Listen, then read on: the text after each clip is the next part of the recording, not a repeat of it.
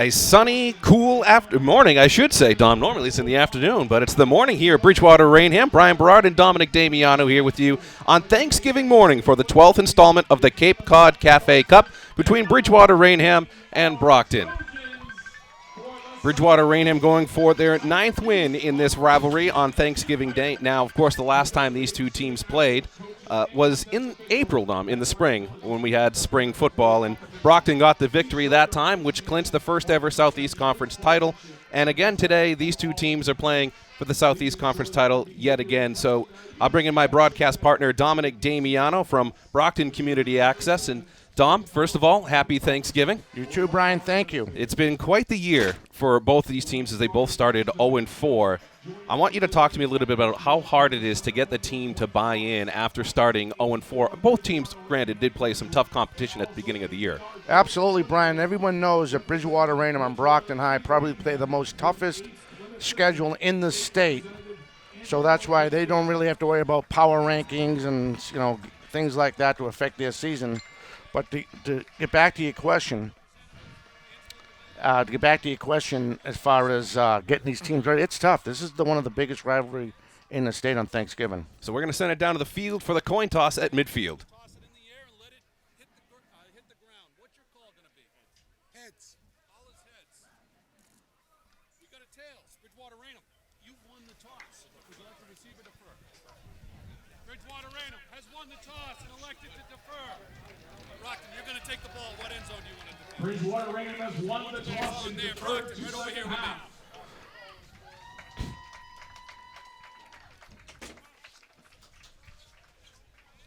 So we'll bring you back into the broadcast booth. As you heard, Bridgewater Rainham won the toss and deferred their option to the second half. Dom, I feel like that's been quite popular in football for the past 10 years or so.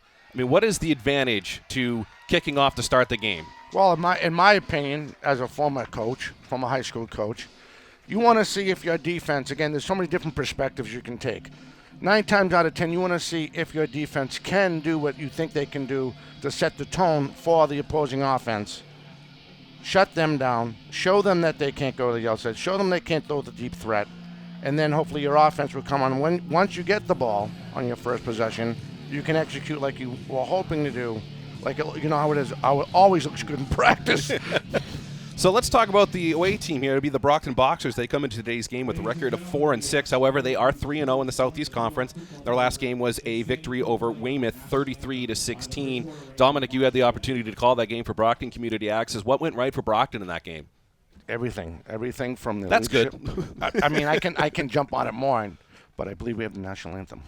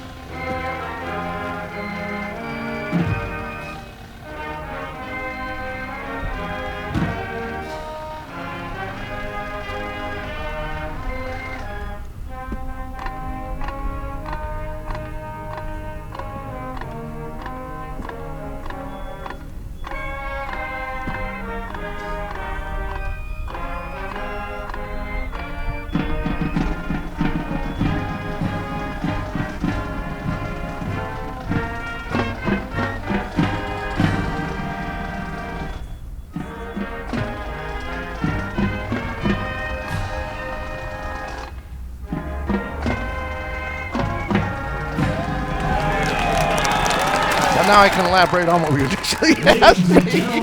So this is basically the way it went, Brian. Wanuti is the real deal when it comes to, I got carried away, as far as this Brockton offense. They play out of that pistol, and some people call it the gun, depending on how far back the quarterback and the running back has off the quarterback. Sometimes that's judged off how close the quarterback is to the center. But with that being said, in this win, again, 32-16, like you said, Brian, Wanuti went 8 for 12 in the air, 203 yards, ran a couple in. Their special teams in that game averaged 37, almost 38 yards on the kickoff and the punt returns. And besides that, they forced 2 fumbles. scored on that drive. Nothing but positive from Coach Colombo's team on that day. So Bridgewater Rainham will be kicking off from right to left, and of course Brockton. They did make the Division I state tournament, I should say, with a first-round loss to Zavarian, which was a 48-21 loss. And Winoti had also 3 touchdowns in that game, as well as Cam Montero had 7 grabs for 98 yards and a touchdown. And we'll recap Bridgewater Rainham in just a second, but we are underway here on Thanksgiving morning. A high kickoff, a little short. It's going to bounce towards the near sideline, and it's going to be picked up by Brockton. He's going to step out of bounds fairly quickly. You know, it's funny, Brian. I see sometimes coaches try to set that up, but the way they try to set up is their gunner's on the outside. They'll set up for a 20-yard kick, and hopefully the gunner can get under the ball. And it does happen. It does work. I honestly thought that was going out of bounds. I did too. So Bridgewater Rainham comes into today's game with a 5-5 record, and again, they are also 3-0 in the Southeast Conference. And their last game was a come-from-behind victory at North Quincy. It was a 21-20 victory for the Trojans. At one point, Don, they were down 20-7 in the fourth quarter, and BR recovered an onside kick and got the game-winning touchdown with 32 seconds left. That is really impressive. So a shotgun formation here for the Trojans, for the Boxers. Winuti's going to hand this one off. End around here for the Boxers. Good run here to start towards the near sideline. Montero. Now, Don, we also talked about a big player that Brockton is getting back for this game. Donovan Monroe has been out with a hamstring injury all season long. How big is that of a return for the Boxers? Well, according to Coach Colombo, he absolutely loves this kid. He said he's not going to show them right away, but we will see him in this game. Montero again with the handoff. He's going to be wrapped up in the backfield, but still keeps his leg churning. Gain a few yards. It'll be about 2nd down and 7. So Bridgewater Rainham, they did not make the Division II state tournament, so they had 2 non-playoff games. They beat BC High here at BR, and of course we just said they beat North Quincy. In that game against North Quincy, Michael Ruba had 188 rushing yards with 2 touchdowns, one of which was a 75-yard touchdown run. Wow. So that should be 2nd and 6 here for the Boxers. One thing they like to do, Bri, is they'll change it right up in the line of scrimmage when they go to that no huddle. So 3 receivers here for the Boxers. Handoff, and he's going to get swarmed in the backfield immediately. Gang tackled by a few BR Trojans. Great job from that defensive line there for BR. Now brings up 3rd and about 10. Lost all 4 of those yards with the gain on 1st down. What a great play by number 87, Logan Johnson of Bridgewater Rainham. Brian, he shot that gap. He actually did it look like more like a cross when he got in there through that gap and made that play. That was Mauricio Powell on the carry for the Boxers. So 3rd and 9, they're going to officially say it. One thing you can notice about Brockton, whenever they have the loss or if they're ahead and they're trying to kill the clock, they go right into the huddle. And that great defensive stand that time for BR definitely caught them off guard. So 5 receivers set here for the Boxers. Winoti all alone in the backfield. Drops back, looks left, now throws over to the middle, and no one's home. Wonder where he was trying to throw that one to. That was almost intercepted there by the Trojans, but now it's going to be 4th down, and the Boxers will have to punt. Yeah, one thing, excuse me as I stutter again, I apologize. It looked like initially he was trying to get Lucas Pyers, but you could tell from, at least it looked like from up here, that Winoti was definitely caught off. As far as he couldn't even really plant himself the right way, Brian, to get good release on that ball. I don't think the QB and the receiver were quite on the same page, but Bridgewater Rainham will now get the ball for the first time, barring a fake here. We've seen on Thanksgiving Day, both of these coaching staffs will decide to switch things up. Brockton will send this high into the sky and almost hits like a wall of wind. It doesn't even reach the 50-yard line. It's going to eventually bounce over, and BR will have tremendous field position here, starting from their own 47-yard line. There was no wind, Brian. That was just a bad boot. And Winoti knew it all the way. But the way the ball was in the air, it did look like the wind could have knocked it down, but that was just, unfortunately, bad mechanics by Winoti really get the right foot on the ball. So, as we said, both teams started 0-4 this season, Dom, and BR has only lost once since that start, and it was to Middleborough. They've won 5 of their last 6. Coming into this game a little hot, as is Brockton, too. They've won 3 of their last 4. So you've got 2 teams here that are starting to figure things out. Absolutely. So another shotgun formation here for the Trojans. Then Nolan DeAndre is going to take this, and he's going to gain maybe a yard. Now, normally Declan Byrne is the quarterback here for the Trojans, but Nolan DeAndre takes the first snap here for the Trojans. Were you surprised with that? That kind of... Well, DeAndre was the quarterback in the spring as well, and they went to Declan Byrne. And of course, Declan Byrne is a very young player. Of course, he's only a sophomore, and DeAndre is a senior. So, of course, senior day, Declan Byrne's going to have a few more seasons to figure things out. You know, this gives Nolan DeAndre one last shot at being a quarterback.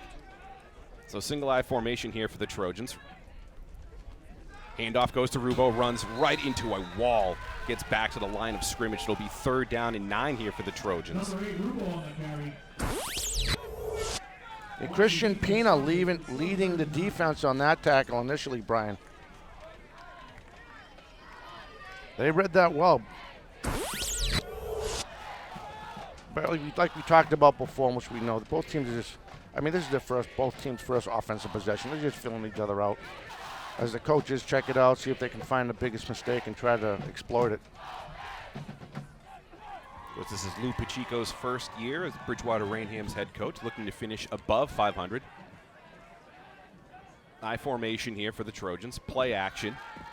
DeAndre rolls out to his right, throws downfield towards the far sideline, pushing, and no flag, and it's going to be incomplete. So Bridgewater Rainham will now punt the ball back to the Boxers. That was Montero on the coverage for the Boxers. Great coverage, both guys running stride for stride.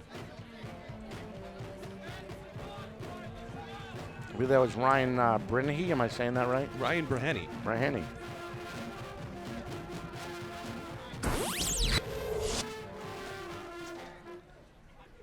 We'll talk about the interesting early season woes that the Trojans football team themselves had.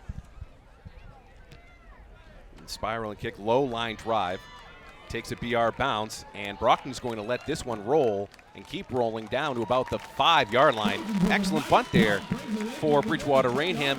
And now we're going to send it down to a Thanksgiving legend, the man that you will always recognize with the hat. We'll send it down to Newbie Ratteau. Newbie? Guys, first and foremost, listen, happy Thanksgiving. It's glad to be back. I know we were here last year, but I'm joined with the legend, former offensive lineman right here for the Brockton Boxers.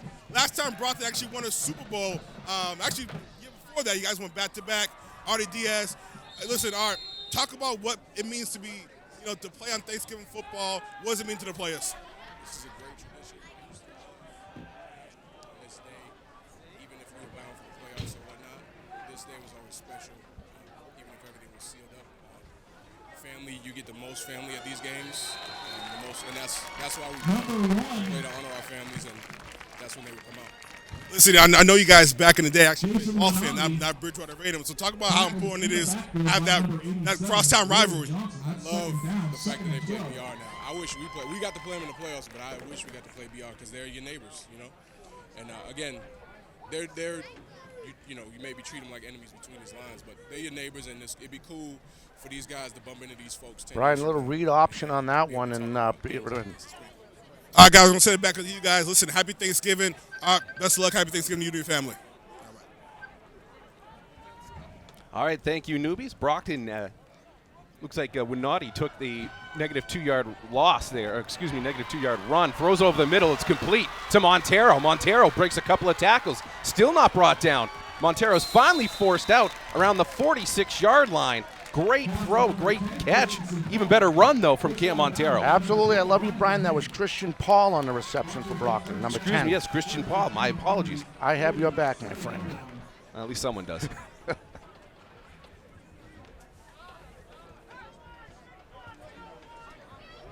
There they go, Brian. Changing up like we talked about on their first possession. That was a 41-yard gain for the Boxers. Easily the longest play. Absolutely. Longest play in the whole game. In the whole game, yes. Throws out into the flat. Now that's Cam Montero. I know that is Cam Montero, and he still refuses to go down. He gets into BR territory around the 46-yard line. Well, it looks like we're going to have a hold, I believe, in the far side of the field. So that's coming back. Look at you, it's like you're seeing into the future. Well, you know what? I finally blocked the sun out of my eyes, and I can see the field. Yeah, I feel like I'm going to get a sunburn. Oh, I was going to ask you if you had any sun lotion on. normally we play at night. You don't have to deal with this. Yeah, true. But as I said, before that punt there for BR, BR, the first part of the season, did have 3 home games, and I say them in air quotes. But BR was still getting the turf installed here at the high school, so their first home game was actually at East Bridgewater. The second home game was at Taunton High School, and their third home game was at Marciano Stadium before finally having a true home game against New Bedford. How tough is that for a team where, yes, you are home, but it still feels like a road game? Oh, absolutely. And look at when Nudie go. One thing we talked about, Brad, we have some scores coming in. We have one in already, the Abington-Whitman-Hanson game, Abington has taken a 7-0 lead. Just say 1-0 lead. I had hockey in the brain for a minute. A 7-0 lead early in that game over at Whitman-Hanson. And if I'm not mistaken, I believe Abington is in the Super Bowl this year. Yeah, playing Rockland. And it's strange to see that rivalry like that. Yeah, 2 Patriot leagues going at it. Well, that's the new format of the state tournament. There's going to be a pitch to outside, and he's going to get wrapped up and gets back to the line of scrimmage is Mauricio Powell. Nicely read by BR. So again, this brings up a 3rd and long. Brockton had that 41-yard pass completed there, and they haven't really done much since, Dom. Of course, that 10-yard holding penalty did bring them back. Absolutely. Amin Abbasi, we talked about him, the pronunciation of his name, Brian. He blew up that option on the outside that Brockton was trying to do on that last possession. So 3rd and 10 here for the Boxers near midfield. Winuti is going to take off and run with this one. Winuti on the near sideline. Winuti is going to get pushed out of bounds around the 30-yard line. Thought he was going to go to pay dirt, but it's another first down here for the Boxers. One thing Brockton has done really well all season is that play action, that read option, Brian, between the tackles, between Powell or sometimes it's Barnes in the backfield out of that pistol formation, that pistol formation. Out of the spread formation, but it's a pistol because he's so close to the quarterback, so close to the center, So Brockton here on their second offensive possession gets down to Bridgewater Rainham's 30-yard line. Well, they did shoot the linebacker, the big gentleman, number 22 with the long hair, and Winuti read it really well on that option. He's on the all-hair team. Oh. Michael Buron, that name should sound familiar, as Montero takes this one and gets up to about the 34-yard line. So the next play for the Boxers will be their 8th play of this drive. Brockton looking better on their second offensive possession so far. Brockton, they are a team that's averaging just shy of 25 points per game. That's pretty impressive, Dom, I would say, at the high school level. Absolutely. So 2nd down and 5 here for Brockton. 3 receiver set, 2 to Renuti's left, 1 to his right. Powell in the backfield. Powell takes the handoff, goes right up the middle, huge hole. And that's going to be enough for a first down. He gets inside the red zone towards the 19-yard line. Brian, they shot Buron again, number 22. He went up the C gap, and it was well read by Brockton, and the receiver basically the outside of the line. As you saw right there on the replay.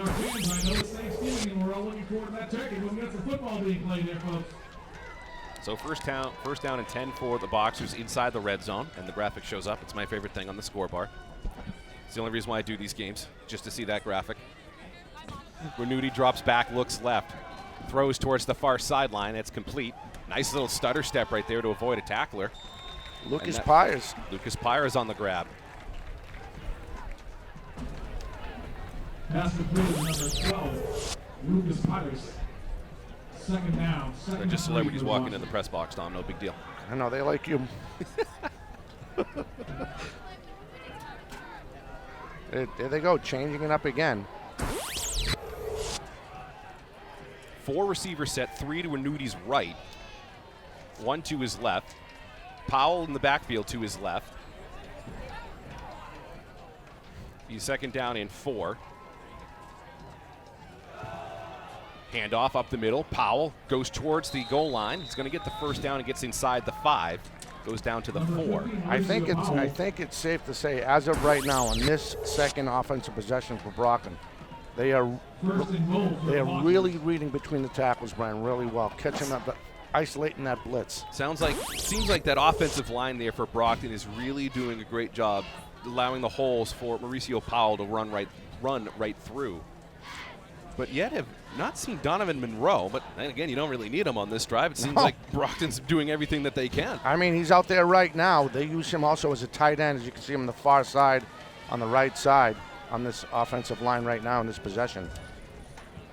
So handoff to Powell, gets tripped up and gets to about the 3-yard line. So they were trying to get Bjorn out of the way. Bjorn actually had his back spun, and it was his back ankle that tripped up Powell.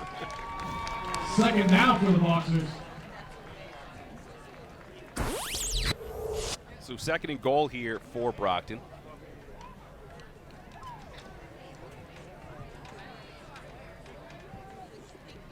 Again, 3 receivers set. Powell to Winudi's right. Winudi's now going to take this run right. Cuts up the middle. Winudi towards the goal line. No sign. No, they're going to say he's just shy at the 1-yard line. His knee did go down. Third down. I'm glad you can see that from here. Now here's another look at it right here. Watch his right knee.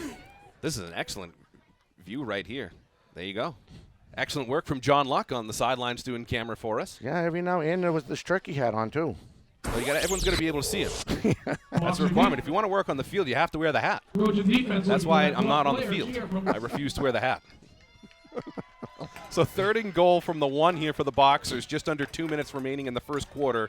Still a scoreless game. Now they got Barnes back there with Powell. Barnes now going to take this, runs up the middle, and runs into a wall, and it's going to be 4th and goal from the 1. Dom, you have to go for it here, don't you? You really do. You get 2 evenly matched teams. You drove all the way down. Where was the original drive? They started on their own 5-yard line. You got to go for it. And here, of course, they've taken 7 minutes off the clock with this drive. Now we started with 8 minutes and 9 seconds left. Now we're approaching the 1-minute mark. And there you go. You see Winudi coming back on the field, and Brockton's going to go for it here. Just run it with Winudi. Absolutely. Do that the read option between the tackles. Keep it up, fans. Keep it up. So Barnes and Powell in the backfield with Winudi. Powell now motions out. Winudi's going to take the run. Stiff arm. He's stuck in the backfield. Now he's going to throw. 2 wide open Brockton boxes in the end zone, and it's a touchdown for Mauricio Powell. I think they were supposed to run that play, and then he was going to get sacked. We saw that the receiver wide open. He was. You could see the linebackers, Brett. They show the replay. Get the chance to look at the replay. Watch the linebackers bite on the run. Remember, linebackers are read and react. They each have a zone they're supposed to drop into for the pass. You see, look at the Brockton band. Here is the replay. I think this was actually supposed to be a pass the whole way, just the way that he was holding the ball, Dom. And it was a great job from the defensive line there from the Trojans, but your linebackers forgot you had 2 receivers out there on the far side. Right. Who's got to pick your poison. The extra point is up and good. Now, believe it or not, they do have John Dumas, number 36. I did see him in the regular season hit a 30-yard field goal. There you go. And now we're going to send it down to Nubi Rateau with the cheerleaders. Thanks, guys. Listen, you know the rules. If you're on the field,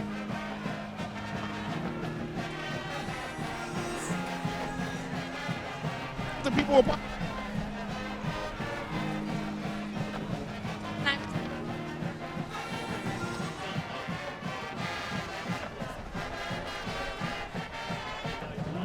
So performance team placed a happy.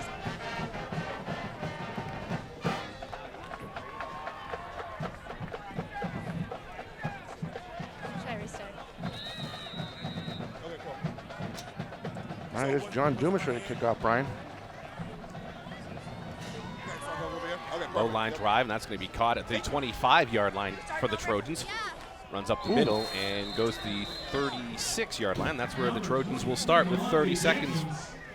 We're going to send it right back down to Nubi again. Sorry about that, guys. Listen, we're back here again. The turkey hats. It's the only way you can be on the field wearing the turkey hat. I'm here with the Selena Rally. Talk about, listen, you guys were in a state tournament. Talk about the experience. Congratulations on that. Really representing the town very well. Thank you. Performance team placed a very happy second with an absolutely flawless and perfect routine.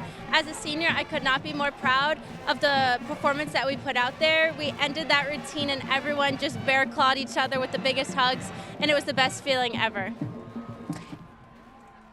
Second as well was our books for all of us. We against 12 other teams, and we are so happy to be in second place. Second place is a huge accomplishment. You know, you guys are first place in our hearts. One wish you guys the best. You guys are all seniors. We got seniors in the background over here. One wish you guys the best on your future. You guys are planning on doing that. Thank you so much. Back to you guys. All right, you saw Michael Rubo with the 10-yard carry on first down, and now Declan Byrne is back in at quarterback for the Trojans. So let's see what type of adjustments, Bri, they saw, this being their second offensive possession. And it looks like we have a timeout. And that ends up the first quarter. Oh, I'm sorry. I don't have the scoreboard on this side of the wall. If only if it was on the television screen. I thought this is the best part you liked about the game. So it's the end of the first quarter here from the Cape Cod Cafe Cup, and it's 7-0 Brockton, and this man, Newbie Rateau, is just all over the field. Let's send it right back down to Newbie on the field again. Oh, listen, man, we're just having a whole bunch of rock stars here, a whole bunch of celebrities. I'm amongst greatness right now. I'm here with the athletic director for the Brockton Boxers, Kevin Cairo. Kevin, first and foremost, happy Thanksgiving. Happy Thanksgiving to everybody in Bridgewater and Brockton and our local communities. Happy Turkey Day. Listen, it's got to be a great atmosphere here. Talk about what it means for a high school player to play on Thanksgiving Day, and kind of give us a little preview of what's coming up for winter sports. Yeah, well, I think this is our 11th year that we've played Bridgewater A&M, and Thanksgiving Day is always awesome. I mean, it's last game of the year for a lot of kids, and for a lot of them, it's the last football game that they'll play, and it's always a great matchup between these two schools. So here we are, beautiful Turkey Day out here in Bridgewater, and as far as what we have coming up next, winter sports, Monday is the first day of winter for basketball and all the other things that go with it. So we go right from one season to the next, and we're looking forward to it. So my last question is kind of a contract here is that everyone's on the field wears a turkey hat. Cam Person has a turkey hat. I have a turkey hat. Where's your turkey hat? I think I might have left mine at home. It might be in the oven. Listen, happy Thanksgiving to you and your family. Thanks so much. Appreciate it. Have All a right. great one, everybody. All right, thank you. See Michael Rubo there with another carry. Gains about 7 on the play, so it'll be about a 2nd and 3, and BR is finally in Brockton's territory. So to my own credit, I am against the wall. I did not see the quarter end, so I apologize.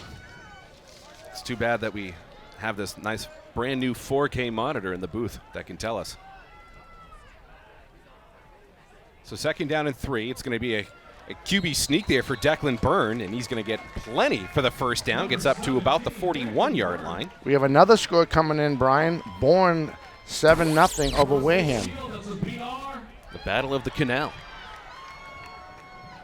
Someone's going to get bragging rights for the bridge? I don't know. How does that work? Well, there is a little bit of a rivalry because, I mean, True. Wareham calls themselves the Gateway to Cape Cod, but now Bourne's been calling themselves the Gateway to Cape Cod. So I guess whoever wins that game is the Gateway to Cape Cod for the year. I guess. I mean, and we're playing in the Cape Cod Cafe Cup. As you see another carry there from Rubo, gets up to the 35-yard line. Seems like both off the second possession for both teams, the offensive line seems to have woken up a little bit. Absolutely, and if you consider that last offensive series to end the first quarter, they're averaging over 5 yards, Brian, a carry coming into the second quarter. Look at you doing math. Well, just so obvious. But I'll say, yeah, that sounds good. So 2nd and 6 here for the Trojans. I formation. It's going to be another handoff, but he is stuffed immediately. That looks like that was Dawson Dubose on the carry.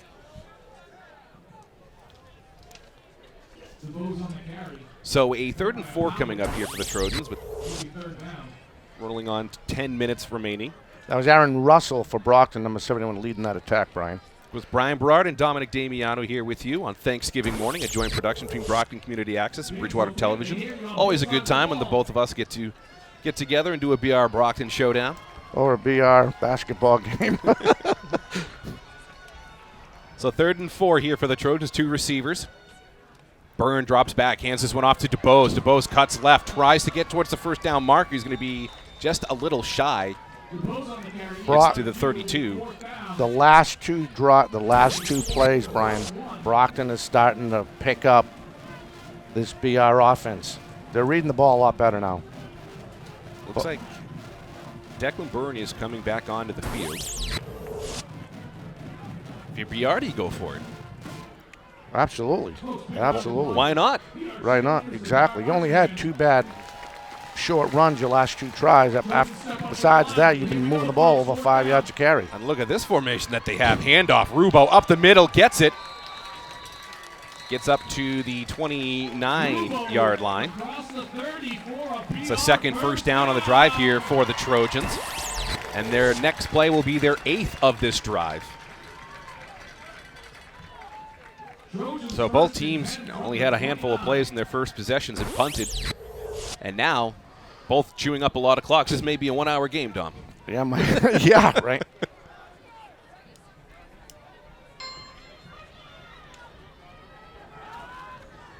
Another I formation here for the Trojans.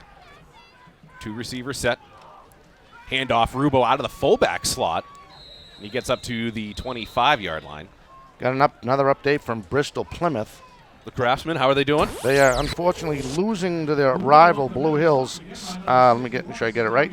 16-8 at the end of the first quarter. No extra points that they want to go for? Not that I've seen. I want to thank Nate Rollins for reporting, and he also has a 7-7 tie into the first quarter. Taunton and Milford. Very well. So 2nd and 5 here for the Trojans. Same formation pretty much in every single play on this drive. Pitch goes towards the near side.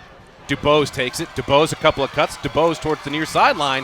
DuBose gets down and pushed out of bounds at the 9-yard line. You cannot give a kid that talented that much real estate to cut and move. He will burn you. Take a look at the replay right here.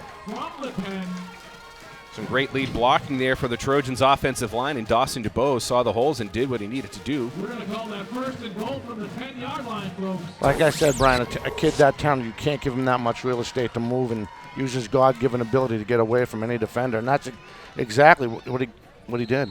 DuBose takes this carry, gain of a couple. So I'd also imagine if BR does get into a 4th down situation, they would have to go for it. Absolutely. Unless if it's like a 4th and goal from the 8th. But I imagine if they get inside the 5 and it gets to a 4th down, they would probably go for it. They've only had 3 bad possessions in this drive. So Byrne under center. Hands off to DuBose, runs left, and gets to the 5-yard line. That was a good old-fashioned trap, Brian. You have the guard in the center pull to the strong side, and your other guard will go to the weak side, blowing that hole open between the 2 guards. Just under 7 minutes remaining in the second quarter. Don't forget to stay tuned for halftime for the Battle of the Bands. Always a great time when both the BR and Brockton marching bands put on quite the show on halftime.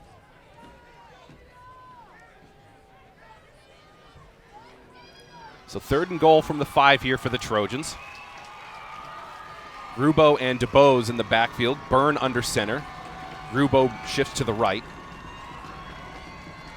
A pitch again to DuBose. Rubo gets the block, cuts back inside, dives to the goal line, and he's in!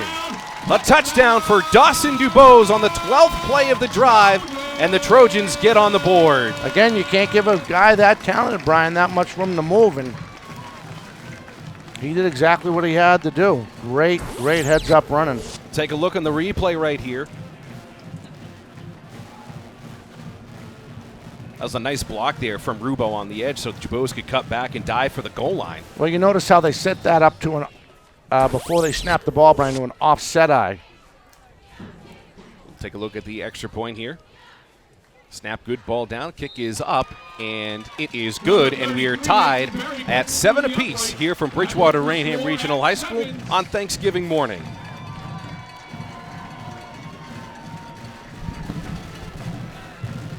So BR with another long drive of their own, about 6 minutes taken off the clock there.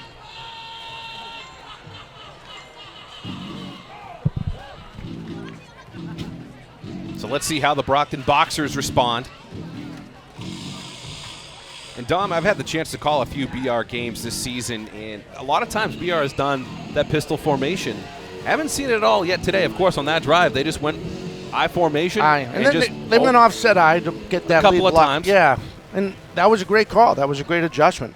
Feels like Brockton's really trying to spread out that BR defense thin. I love when teams do that. You know, you 3 to 4 wide receiver sets, and you spread that defense thin. That's why I think the Brockton run up the middle has been so successful. Absolutely.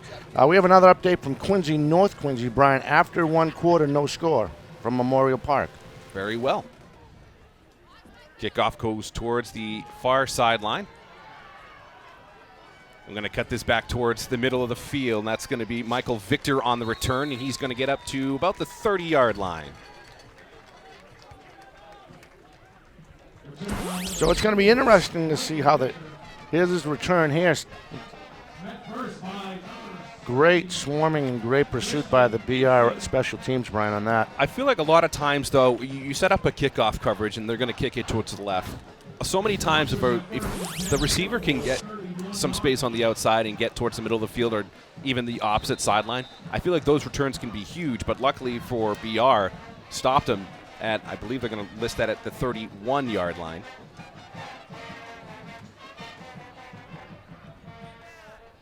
So again, spread formation here. Montero. Now it's going to be a fake to Montero when Nudie takes this and gets back to the line of scrimmage. Number 87 for the Trojans on the tackle, Brian. He read that option well. Logan Johnson. There was no, I mean, when you run that option like that read option, you got to have a fake in there. He just stood straight up, and Montero didn't have no fake, and that was well read by the Trojans. I'll give credit to Logan Johnson. He spent a lot of times in the backfield this season for the Trojans. So 4 receivers set here for the Boxers, 2 on each side of Winuti. Powell to his right. Winuti drops back.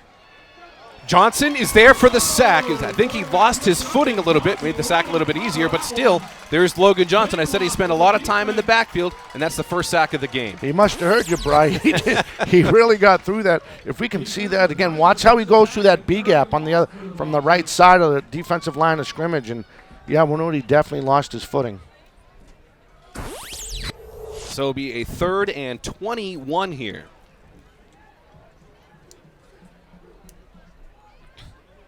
Now, as a coach, Tom, how do you defend against it's 3rd and long like this, 3rd and more than 10? How do you defend it? You play prevent and play the nickel. Put an extra corner and they take a linebacker out. It looks like they are going to listen to you. Winuti drops back. Johnson again giving chase. Gets blocked, though. Throws downfield. Is it going to be enough? And, off the fingertips. Actually, I think that was just a drop by Michael Victor. Ryan Brehenian on coverage as well, and that'll stop the Brockton Boxers' drive. Great job by the BR secondary. That was actually a great job from Winuti just to even get a throw off like that. Honestly, I think Michael Victor probably should have caught this ball. It looks like we have a flag down. That's going to be on the offense, and it's going to be declined. Probably a hold. So take a look at the replay here from end zone cam. Just giving you multiple angles here on Thanksgiving Day. Winuti on the run like that, to throw downfield like that, that is impressive. Might have been a tough catch, but I still think Michael Victor probably should have brought that one down. Yeah, but you got to give credit, Brian, to number 12 for BR. He put his hand right where it needed to be. He had his distance between, of course, Ryan Breheny. By the end of the game, I'll get Breheny down, I think. But he made a decent play, and there's a punt away. And it's going to be a fair catch called for. And BR will start at the 44-yard line. So BR looking to get their first lead of the game. Yeah, Breheny, all he did, Brian, is put his arm up there, and interfere with any possible catch. So we're going to put this at the 45.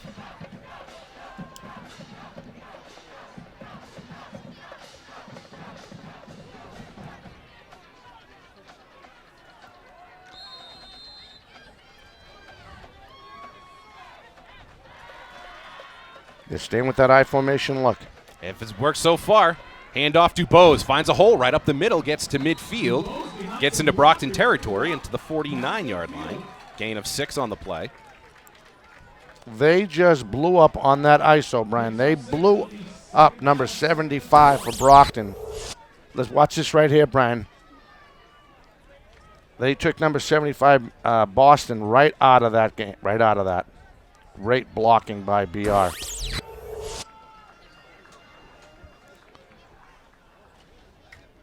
So again, it's going to be a handoff to Bose up the middle. Gains another couple. Gets up to about the 46-yard line, so it'll be a 3rd and short 1 here for the Trojans. Just when I thought Boston got blown up, Brian, they put him on the other side of the ball. Here's a look at it right here, and he helps make the play, along with number 71, Aaron Russell.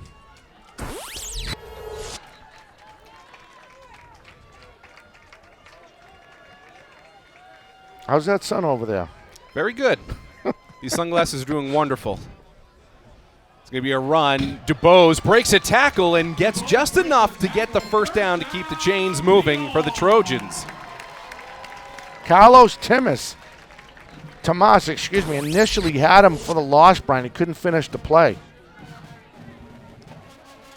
So Michael Rubo was the part of it, the main attraction there, I would say, for the Trojans pretty much all season in the backfield, as has Dawson DuBose, but Rubo really had a strong game, as you said, against North Quincy, 188 rushing yards and 2 touchdowns, but it looks like Dawson DuBose has been the feature back here today, imposing his will, and again, Trojans I formation, 2 receivers. This one's going to go to Rubo out of the fullback position.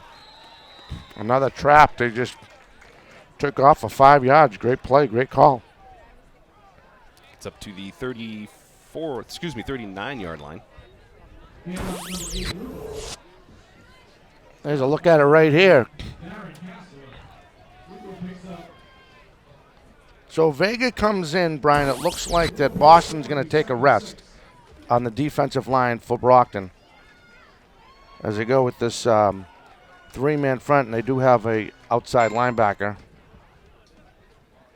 Pitch towards the outside for DuBose. Gets some lead blocks. DuBose still on his feet and is going to be brought down at the 29-yard line. Gain of 10 on the play for DuBose.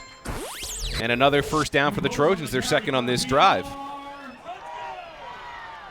First and 10 from the 30. We have some other scores coming up right in second quarter. Southeastern over West Bridgewater 12-7, 7-7. Rockland and East Bridgewater. Dennis Yarmouth and Nauset 0-0. Marshfield 7-3 over Foxborough. I mean, before the game, you said, "Oh, we might have scores from 3 or 4 games." You've just listed off 10. Yeah, maybe 15.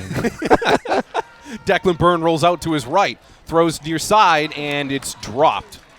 Looks like he was trying to find Daniel Francis, and that's only the second pass attempt for the Trojans all morning, I should say. Well, a big shout out to Nate Rollins, the Whitman Hanson Express, Tom Joyce of the Quincy Sun. You know me. They help me out with the show, the radio show, and you help out as well, giving us scores. And they're going above and beyond today. I usually get one, and I call you, and I get the score right away, either you or Jeff Fowler, and then I'm waiting for the other guys, and there's Tom Joyce. Oh, I said, the podcast ain't over. I'll get you the score with it. So, earning their turkey today, that's for sure. Absolutely. Thanks, guys. So 2nd and 10 here for the Trojans. Hand off to DuBose. DuBose gets up towards the first down. It's going to be ruled just a yard shy. Gets to the 20-yard line.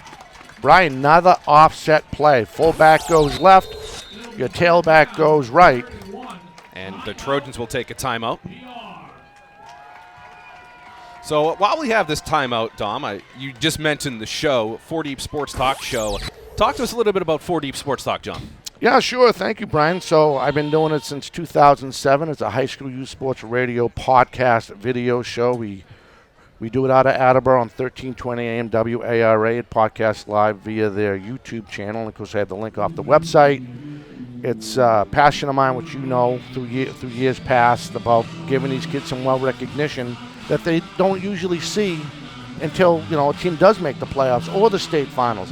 Otherwise, no one will know about their accomplishments. I had the privilege of finishing up the soccer season covering Whitman Hanson and following them to the state championship game over Silver Lake, where they lost 2 in a row. I don't want to elaborate too much, but they won the game when it counted. Got some good video footage of that, and trying to reach out to more now that the youth program's over. OCYFL League, Pop Warner football.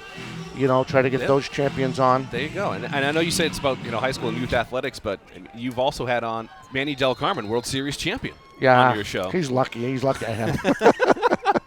So 3rd and 1 here for the Trojans.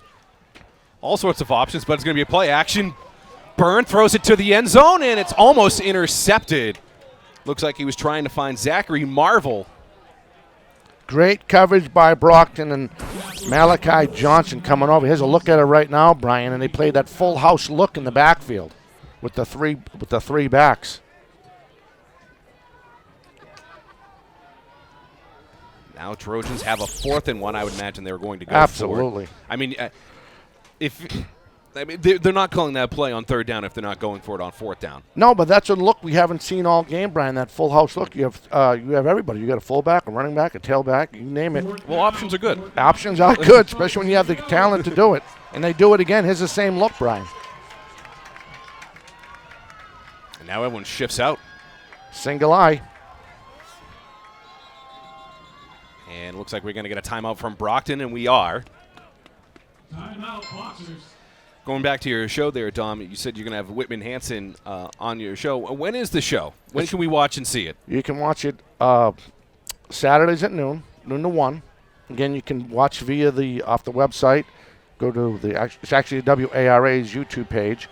I have great support in Bridgewater. They play those shows all the time. One of the big towns that really love what we do. You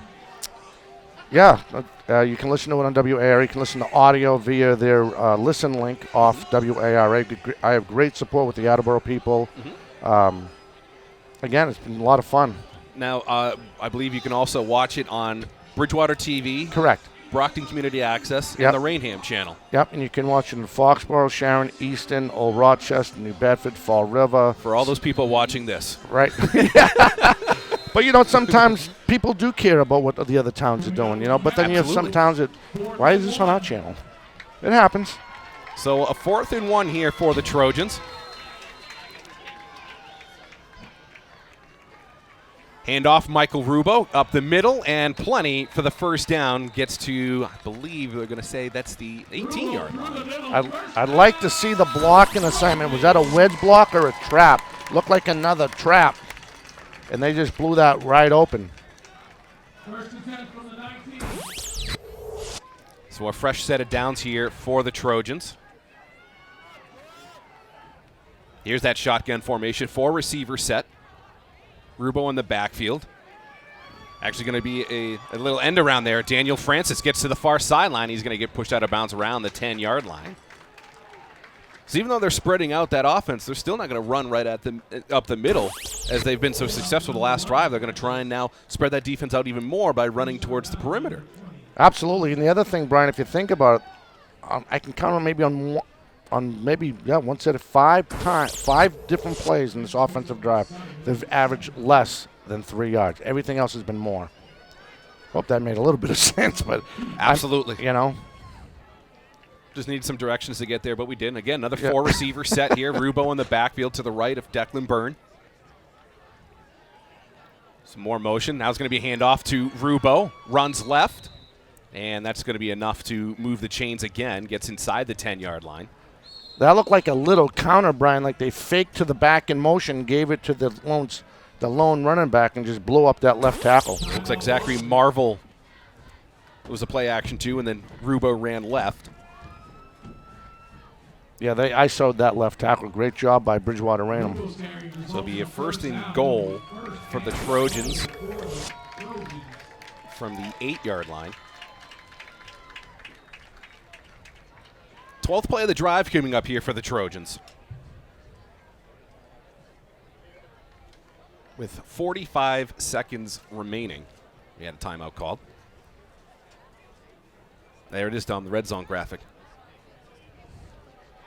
Of course, we'll talk about this one last time. I know you said that you're going to have Whitman Hansen on with Coach Dave Fleck, who's been an absolute instrumental part for not only just Whitman Hansen soccer, but also East Bridgewater soccer. And probably two of his most successful, if you call them graduates, would be the Mewis girls, who play on the U.S. women's national team. Sammy won World Cup for the U.S. in France a few years ago. Sammy, I believe, Christy got her first goal at Gillette Stadium against Korea back in 2013, I believe. Good memory. There you go. I was at that game. That's how I remember. We have a pitch to Dawson Dubose, and he gets to the 6-yard line. And the other thing Nate Rollins mentioned to me, again, from the Whitman Hansen Express, he just got nominated for the Eastern Mass Hall of Fame in soccer. Nate did? Nate, no, not Nate. I could have referring to Coach Flack.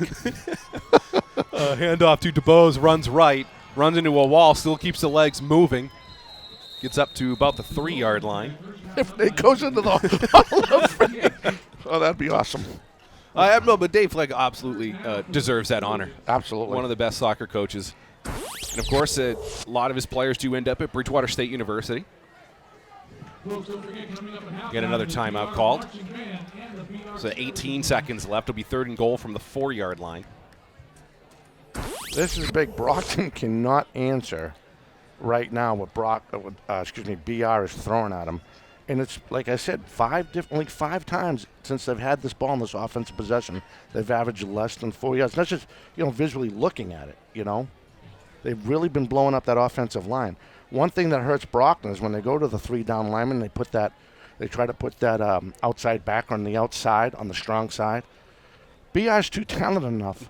BR will run on that outside, on the weak side of the ball. So this is the 14th play of this drive for the Trojans.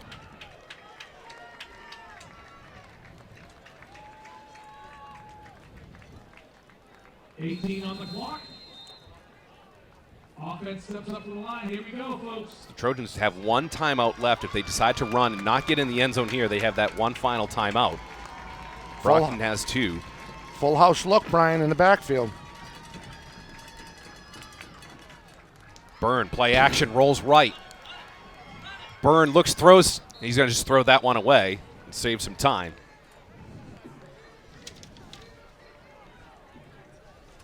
He had no choice because big Aaron Russell was coming over to say hello.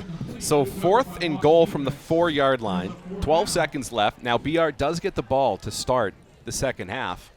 Do you take the points here if you're the Trojans? Well, you got to have. I would think. Looks like they are. Yeah, they are. But I mean, to me personally, I would have went for it. I mean, I understand taking the points here. You're getting the ball to start the second half. Mason Berry on. And Brockton will take their second timeout. Ice the kicker, John. Dom. Ice the kicker. Wow. Right?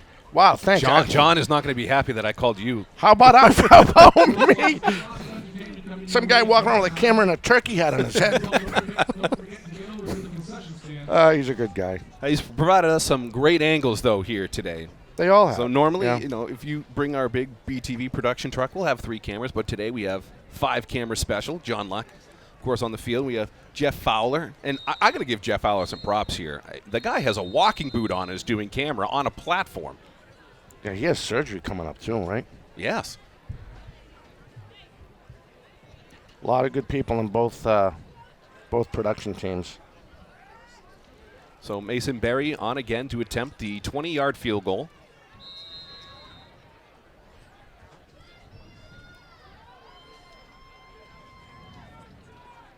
Snap, good, ball down. Kick is blocked. And it's still fumbled around, and Brockton I think BR is eventually going to recover that one. That was just a low kick. Well, we'll take a look on the replay when we get there in a second, but that seemed like an extremely low kick. It really did. I don't think you needed to really try to kick it that low from that distance. If it's 20 yards, to try to get the ball up into the air. We'll take a look here. I think he just kicked that into his own line. Did you see his plant foot, number 30, the field goal kicker for BR? Mason Berry. No, I did not see it. If you watch his left foot, you always try to teach him to have that plant foot almost right next to the ball, because look, when you kick extra points, I was always taught and I was always told, you always watch what you do. You follow through, like playing baseball. You watch yourself hit the ball. I don't want to say he's out, but it seemed like his plant foot was too far back. 5 seconds left. BR defense up to the ball. So it'll be 5 seconds left here for the Boxers. I would imagine they're just going to try. Well, maybe just try one play. They have a timeout. And there was another look at it, and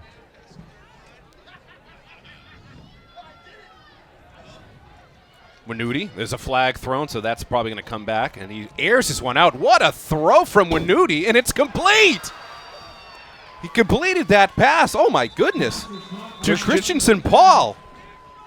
But I believe this is going to come back as there's going to be a hold, but still, what a play! And there's no time left on the clock. That's halftime, folks. And it is, so that is going to be the first half, a 7-7 tie here at halftime, Dom. What are your takeaways here from the first half? well, for the BR Brian almost said Brockton. For BR. Actually, we're going to send this down to newbie with BR head coach Lou Pacheco. Coach Pacheco, first and foremost, listen, happy Thanksgiving, 7-7. Your thoughts on the first half? Happy Thanksgiving to you as well. For us, perfect. All we want to do is a little ball control, and then we talked about it all week. As many big plays as we can limit Brockton, the more we're going to be in it. Every big play they get, our percentages of winning go down. So for us, that's a perfect first half. They had to drive the ball all the way down the field to get 7. We had to do the same. Now we're in the ball game. We got the second half coming. So, what adjustments do you think you need to make in the second half to win this ball game? I'm not going to make a ton of adjustments. Maybe just some personnel stuff. We got some guys that are young but still fresh. So we'll get some fresh legs in there in a couple spots. Good luck. All right, thank you. Happy Thanksgiving. All right, got to you guys.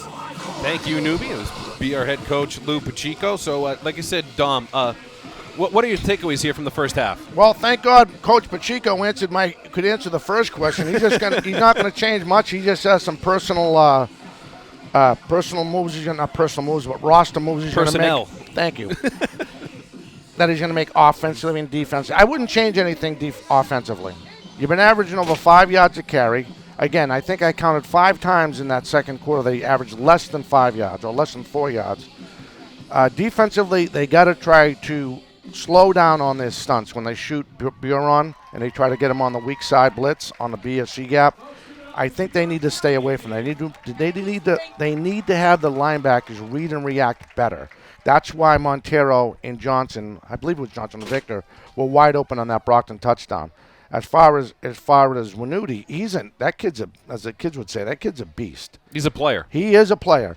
And you mentioned that another long pass. He's throwing off his front foot, right? Humming the ball down the field 35, 40 yards. That might be an exaggeration, at least that's what it looked like. They got to worry about containing him. They contain him like Severian did in the playoffs. They will win this game.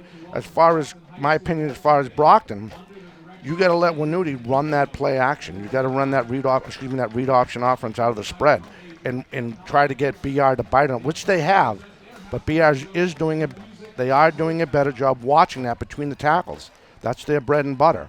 Wanuti is the key to Brockton offense. Defensive wise, I think Brockton should go to a 4-man front and stay away from the 3-man front with the outside backer. There you go. All right. As we said a few minutes ago, just stay tuned for the Battle of the Bands. And right now, the Brockton High School Marching Band taking the field to put on quite the performance. When we come back, though, we'll have second half action. You're watching the Cape Cod Cafe Cup on BTV and BCA.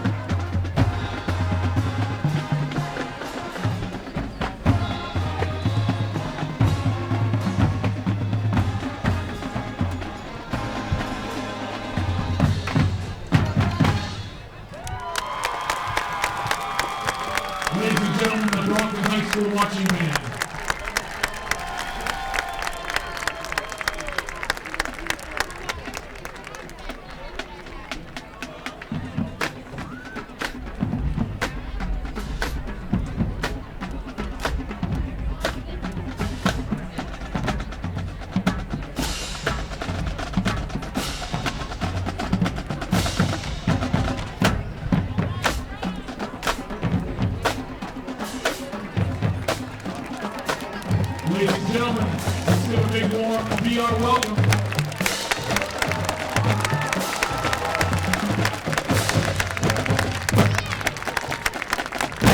Stepping onto the field now, the VR marching band. The marching band is proud to present this year's show on Along Came the Spider. Your VR drum majors are Luke Jones and Olivia Gilsebeck. The VR color guard captains are Sarah Driscoll and Penny Storm.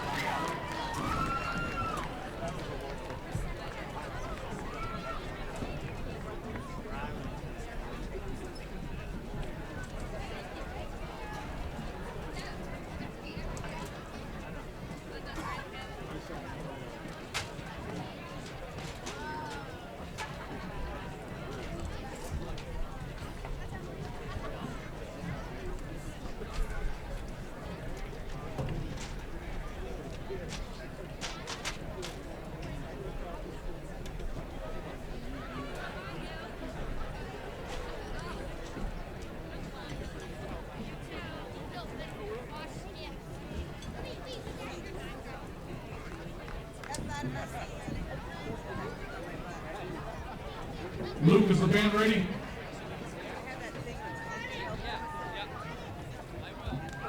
You may have the field.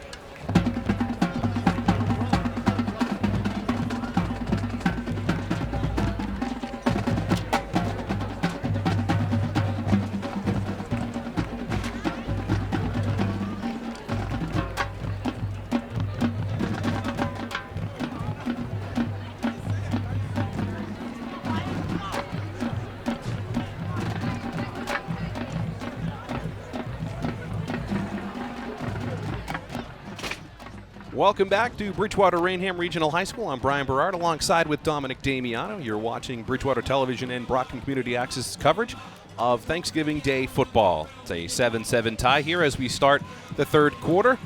The score for Brockton was a 1-yard touchdown catch by Powell in the first quarter and a 5-yard touchdown run by Dawson Dubose in the second quarter for Bridgewater Rainham.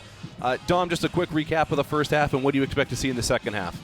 Well, I expect BR to exploit that defensive line that we talked about it at the end of the going into the half, as I'll finally get the words out of my mouth. They got to get again. They're playing with that linebacker, Brian, and BR. If you see some of the plays, you can see some of these plays going on. BR has no problem exploiting that outside linebacker right into the weak side of the field. As far as and here's a look at the first touchdown from Brockton High.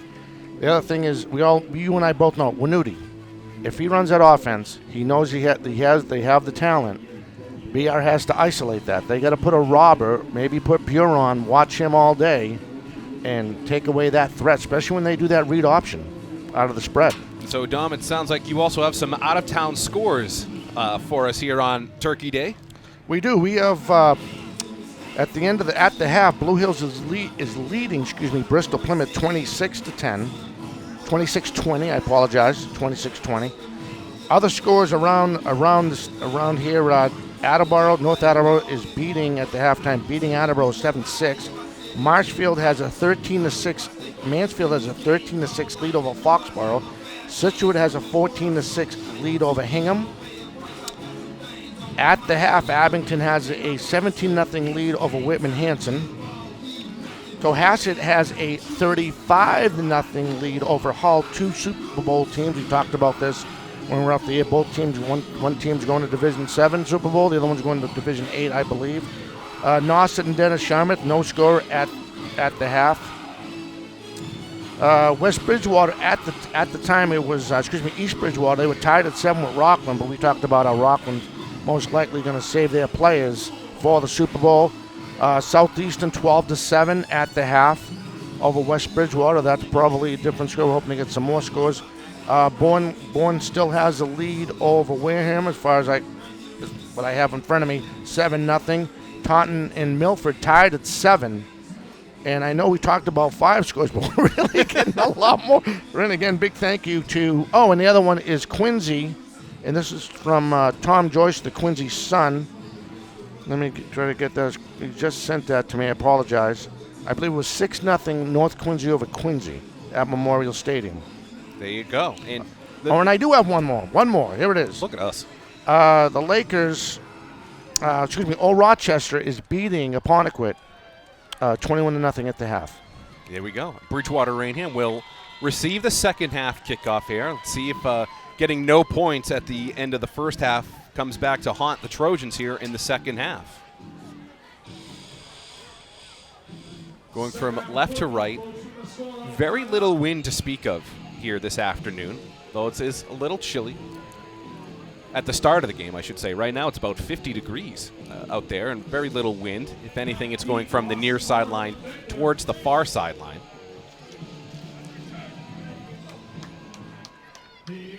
Zachary Victor back there, number 4 for the Trojans. And I believe that's Zachary Marvel, I believe, also back there at their own 12. Low line drive kick and goes towards the middle of the field, and a good run right here, right up the middle for Zachary Marvel. Great field position for the Trojans to start as they'll start at their own 43-yard line. You know, one thing the coaches, we always say in special teams, if you hold your block, we have a shot at the special teams, and that's exactly what they did on that one. Just almost like he was shot out of a cannon. Watch this, Brian, how they control right around the 30, the 35, that special teams blocking from Bridgewater Rainham. So the Trojans trying to get their first lead here this morning. Going back to the eye. Rubo and DuBose in the backfield.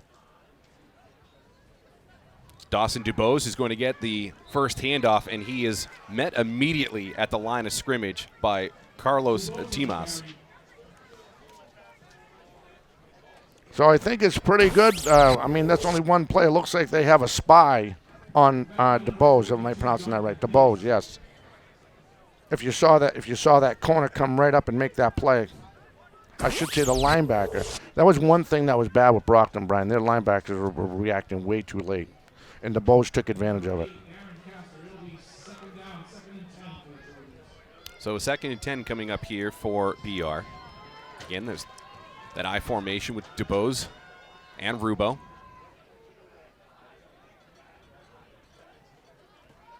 Up the middle, Dawson DeBose trying to find a hole. It's going to gain about 3 yards, gets up to the 46-yard line. Another trap look, Brian, on that one. This time Brockton just blew that up, excuse me.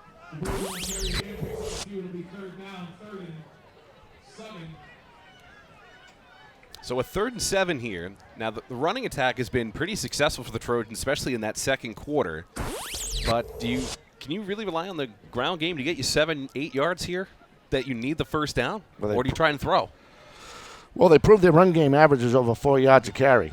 So, except for a couple times you mentioned in that first half.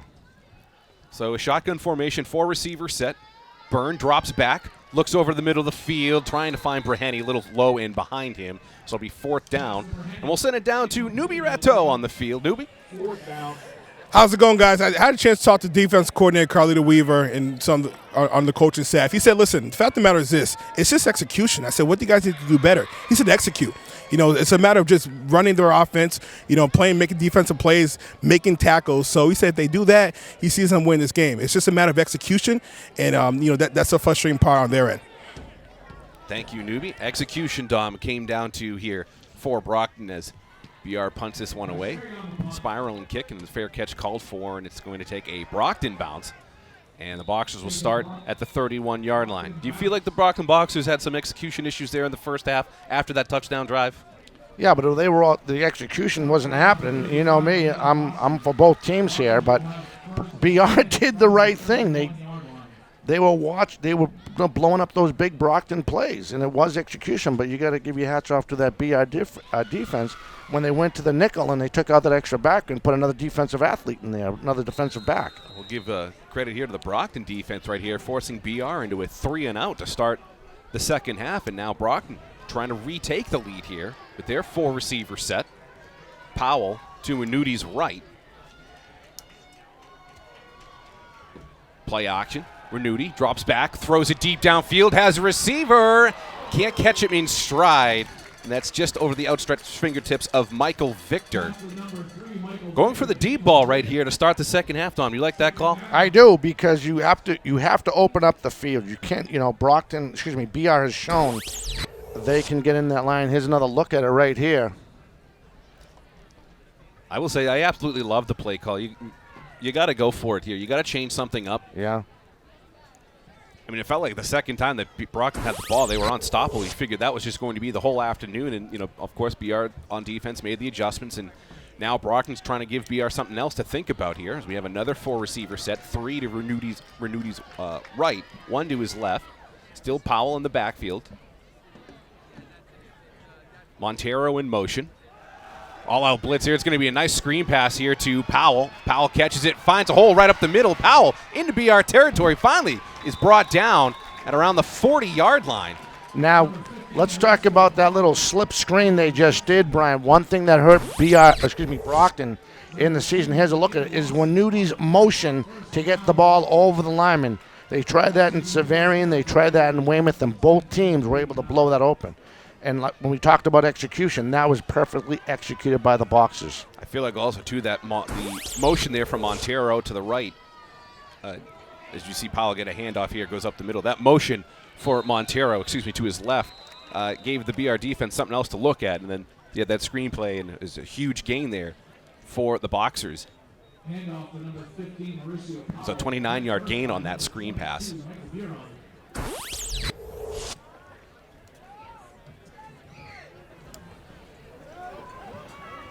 Here they go again, going back to the no huddle.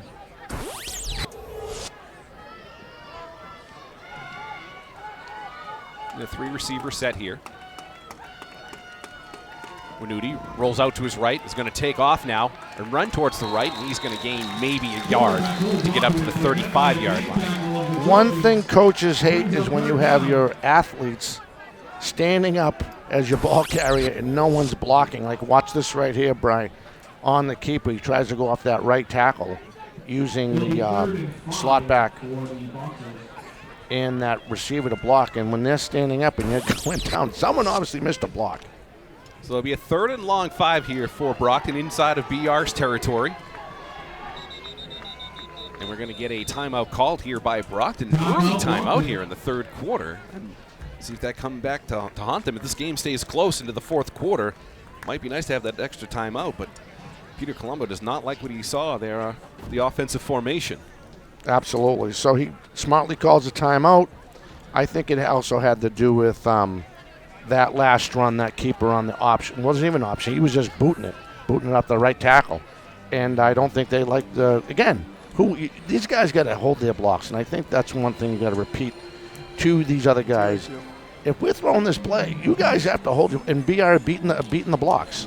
All right, we're going to send it down to Newbie Ratteau on the field with a special guest. Newbie? Hey, I'm listening to Christmas music. It's a little too early for Christmas music. That's for tomorrow, at least, for Black Friday. But we'll let that go. It's Turkey Hat Day. I'm joined with the legend over here, Dan Biron. Listen, former head football coach, former athletic director. First and foremost, happy Thanksgiving. Happy Thanksgiving to you and all the viewers as well. Thank you. What does this mean to a player, to a coach playing on Thanksgiving morning, cross-time rivalry? Brockton actually plays Waltham, but Brockton and Bridgewater just seems like a natural rivalry, natural matchup. Talk about that. Well, when we put that together, almost 12 years ago now, I think we played 10, and then, of course, last year, unfortunately, we couldn't play, but this is the 12th meeting. It was a no-brainer, and I think it's just the locale. I mean, there's a lot of Brocktonians living in Bridgewater and Raynham, and just the communities are right next door. It's just a no-brainer, and it's been a great rivalry. Every game has been pretty close. I mean, a couple of times Brockton got us pretty good one year, and I think we might have got, but usually it comes right down to the wire every game. So it's great for the communities, I think. Typically, guys, high school football is Friday and Saturdays. How is it getting prepared to play for a 10 a.m. Thursday game? Is there a different preparation? It is. I think the body clock, believe it or not, and we used to we would practice maybe on the weekend before and get them up early because, high school kids will sleep late if you let them, and then the day before we get them up early. And I used to try to get them in early the game day, too, just to go through some, walkthroughs or whatever and get them up and get them moving. It's different, but the energy, the crowd, these kids, it's for a lot of the seniors, it's their last game, so they'll play at any time of the day for their last one. They'll remember this the rest of their lives, So it's a great atmosphere. And I just hope that Thanksgiving football, I think with the state playoff system, is a little less important, but it's still important to the two teams, whoever it is. And this one here is turning into a great rivalry, so it's a special moment. These kids will remember the rest of their lives. Coach, thanks, and listen, thanks for everything you've done for the Bridgewater community and for this high school. It's definitely appreciated. Oh, you know what? I put a lot into it, but I got so much more out of it. It's been my pleasure. It was an honor to work here where I played, and I'm a lucky man. And now I can stand on the outside of the fence and just watch and enjoy the game. And I slept well last night. I didn't have to get up early today. So I just want to wish everybody a happy Thanksgiving, all the fans and the players and the families. This is great. Last question. Where's your turkey hat? I'll take that one. If you get one that fits, I'll wear it. It'll be a big turkey, though. But anyways, thank you for everything you guys do. Broadcasting, it's a professional job. You guys do really all year long, both cable companies, and this day I know was a big production for you guys. And I used to look forward after dinner to go home and watch the game being run and see all the mistakes I made. But no, you guys do a great job, and it gets it out to a lot of the community members who can't be here today, and they get to see these kids play. And this is the best high school football for $5 or whatever. It's the best bargain in town. So, all right, happy Thanksgiving. Thank you. All right, thank you. Back to you guys.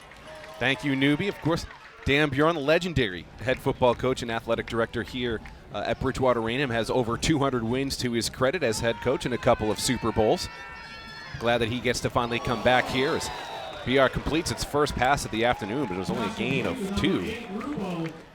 It's going to be cool, though, for Bjorn to come back here and watch alma mater and the team that he used to coach. And he said it best, I don't have to get up early anymore. Right. There's no stress. I got to sleep great. So he's going to be enjoying this. Absolutely. No more game jitters. Just enjoy the game. But on that last possession, BR did hold Brockton there on 4th down. Yep. But if you watch the Brockton front, Brian, that outside linebacker, those strong side out linebackers coming up quicker this time when number 6 has the ball. Byrne drops back, looks near side, and finds Breheny, but it's well overthrown. So Brockton did make that adjustment. I don't know if you noticed that. They're still playing with that weak backer, and depending if they put a guy in the slot, that weak side backer will actually step off a little bit. You know what I mean? In case they do try to go to the off tackle.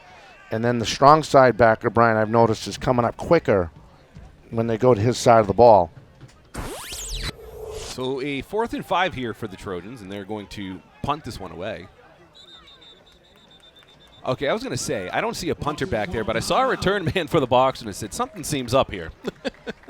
Looks like Trojans are going to go for it here on their own 40-yard line. You know what? I was thinking trick play. They haven't really been in the center. They got a single lone back out of the single eye. Everybody's nice and tight. You got to get 5 yards. Why not just wedge block it? Well, the big thing about that is now Brockton has had to take 2 timeouts here in the 3rd quarter. Yeah, we're not even halfway through the 3rd, are we? So we have 6. Oh, yeah, about half. Yeah, more than half. I mean, if this game just stays closer and closer and closer, and you get later in that 4th quarter and Brockton now only has that 1 timeout, that could be huge for the Boxers. Absolutely, because, I mean, it's still tied at 7 here. So now BR will punt this one away.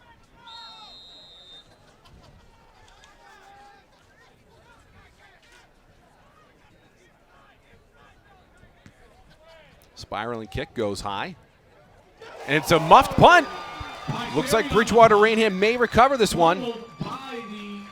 And it's going to be recovered by Brockton. Again, that was Jonathan Pace that dropped the punt there for the Boxers, and luckily they recover it. Like they said, execution. So great work, though, from Brockton's defense here as they force another 3 and out. It's going to be interesting.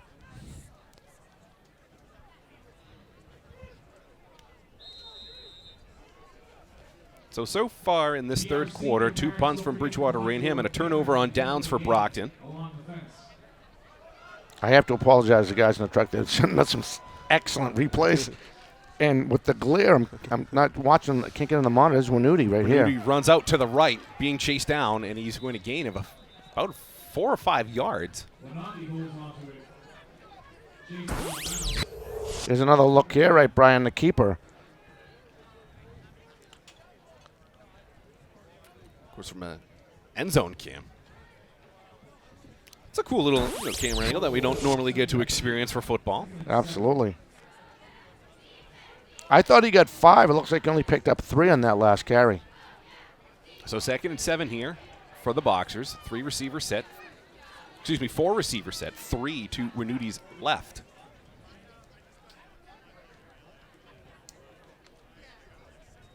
Direct snap's going to be handoff to Powell. Powell runs up the middle, keeps turning the legs, and he's going to be maybe half a yard shy of the 1st down marker, so it'll be 3rd and very short here for the Boxers. What a great run by Powell. Just keep those legs moving. Take a look at the replay. Patient, followed his blockers, kept the legs moving. 3rd and a very short one here for the Boxers. Trying to retake the lead here on Thanksgiving morning. One of the big things is, Brian, number 87, Logan Johnson on the D-line. They ISO'd him out. I have to imagine this is going to just be a run up the middle. Yep, that's the handoff, and he is going to get stuffed. Gets back to the line of scrimmage, and it's going to be 4th and 1 now for the Boxers. Great work there from the Trojans defensive line to get into the backfield. And who was the biggest guy that got in there initially started? Watch number 22 and number 57 coming in, blowing this up. Michael Buron and Miles Beckett. So 4th and 1, I believe Brockton's going to have to go for it here, yeah. Well, remember, also, Wanuti is also your punter, so they can quick kick. They also can do that, but it looks like BR is expecting them to go for it here as you have Two running backs in the backfield now for Brockton. Barnes and Powell on both sides of Wanuti. 3 receiver set. Barnes takes the handoff, slips, and he's going to be dropped for a loss, and another turnover on downs for the Boxers.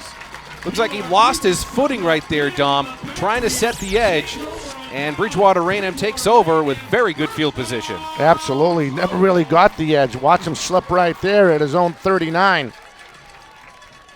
And then a host of Brockton defenders. Again, number 57, Brian, leading the attack for BR. So 2 punts for BR, 2 turnovers on downs for Brockton.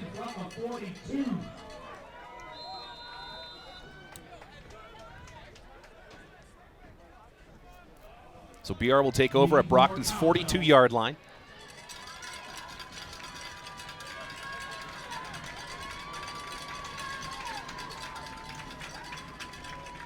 I formation here for the Trojans.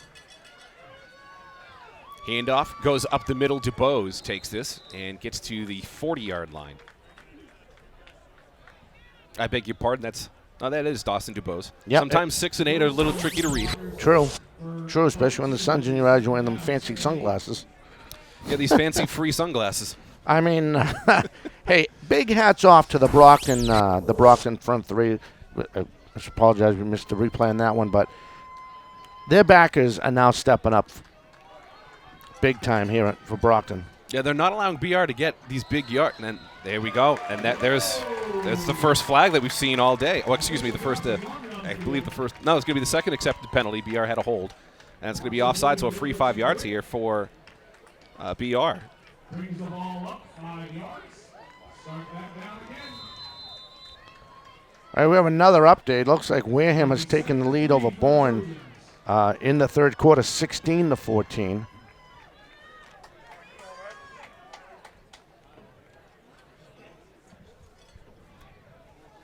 So a 2nd and 3 instead of 2nd and 8. DuBose and Buron in the backfield. Pitch to the outside for DuBose. And DuBose gets swarmed and dropped for a loss. Demetrius Sequeira, Brian, he had a knee injury that was really, really restricting his ability. What a great job. Watch him come in and take care of DuBose right here. Their linebackers in the second half has really stepped it up here for the Boxers. And DuBose now heads to the sideline, and Michael Rubo will now go in the backfield with Buron. So again, 2 receiver set, both to the far side. Handoff, Rubo up the middle. Keeps the legs turning, and he's going to be about a yard shy of the first down marker. So 4th and very short here for BR. Imagine they probably try to go for it here because it's such a short distance in Brockton territory. If you watch the pulling guard for BR Brockton, for BR, Delican Fay, I believe his name is, number 60, that he actually had his block. I believe that play was set up to go to the outside. Declan Fahey, the guard. Fahey, excuse me. So BR is going for it here. Handoff, Rubo keeps the legs moving and gets the first down. First down here for the Trojans in the third quarter.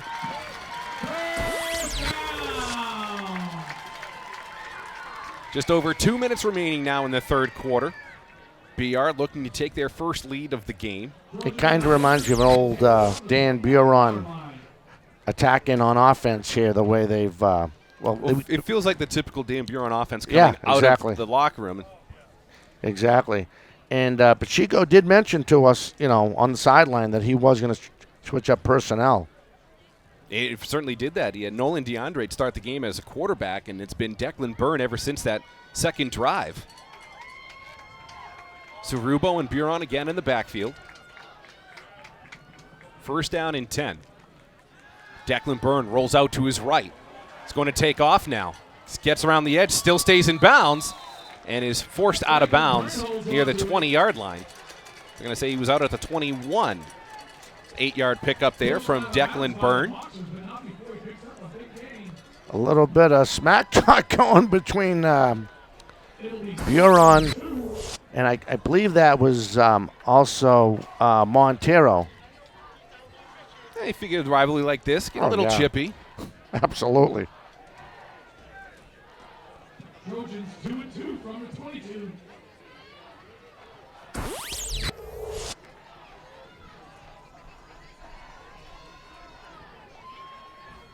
Rubo, again, is just eaten up immediately.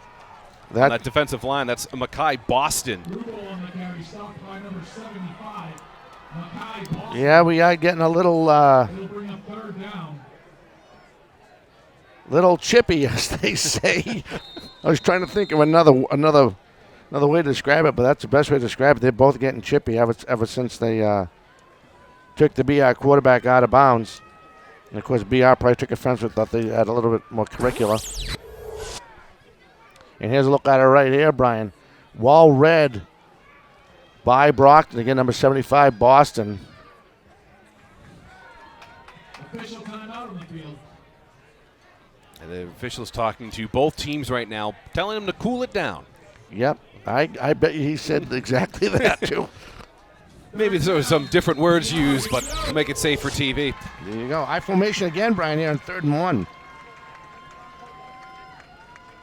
Rubo takes the handoff, runs up the middle, and gets the first down.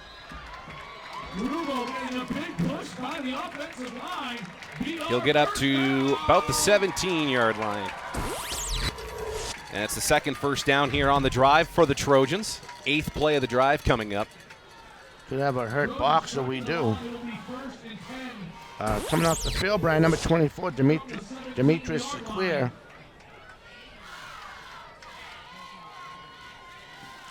Sequeira coming off the field a little slowly for the Boxers. So 1st and 10 for the Trojans. 30 seconds left in the 3rd quarter.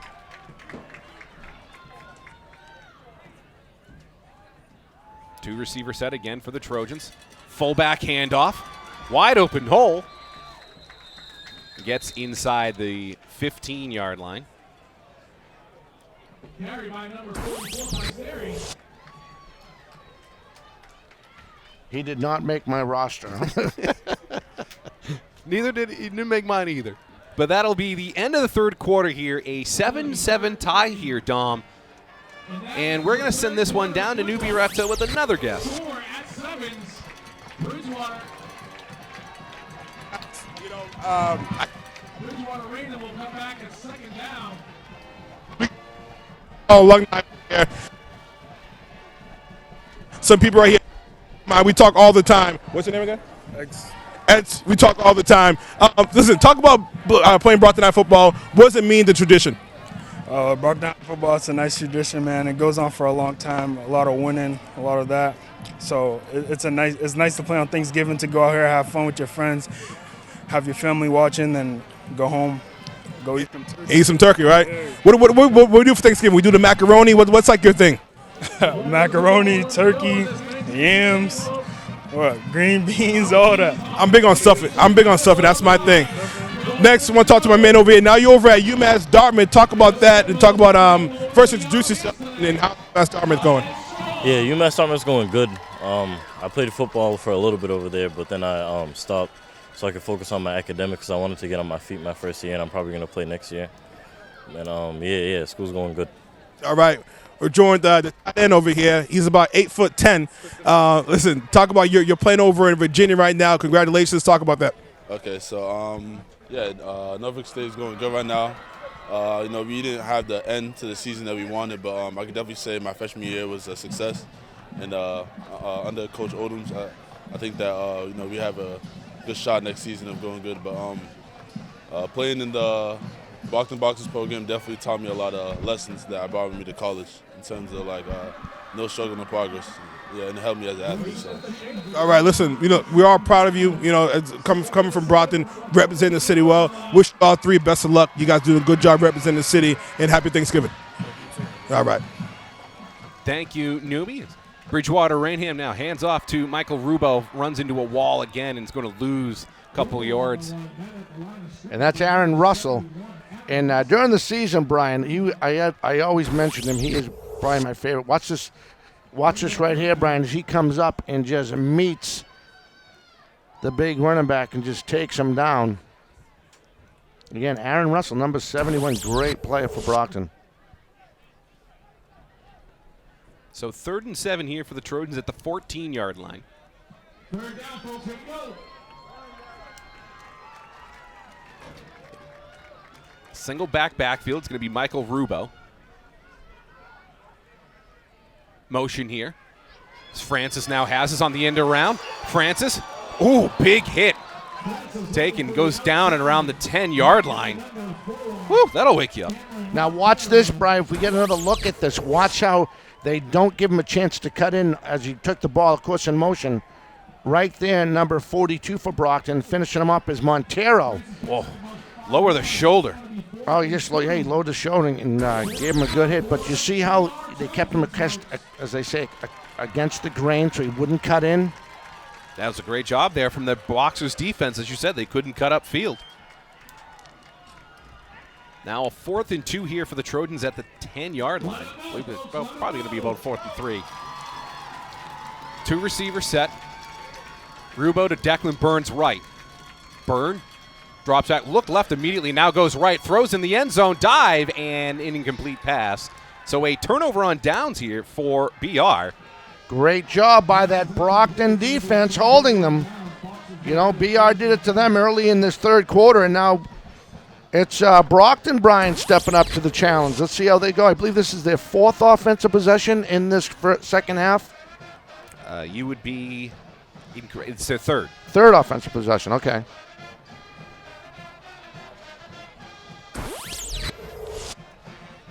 And again, one of the great look by the camera guys. Great crew today. A lot of great people helping this production. So Brockton will start from their own 10-yard line with only 1 timeout left. I'm dying to see if they stay no huddle. So Montero now has this, tries to cut this one back up field.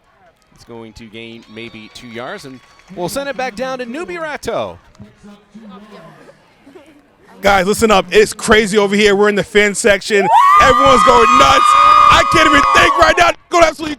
Listen, it's Thanksgiving football. How you guys feeling right now? So good. Just so happy to be here. Just cheering on the boys. We're so thankful for our BR football team. So thankful. So thankful. And I'm here with 2 good friends of mine. I'm Julia and Nia, we talk all the time.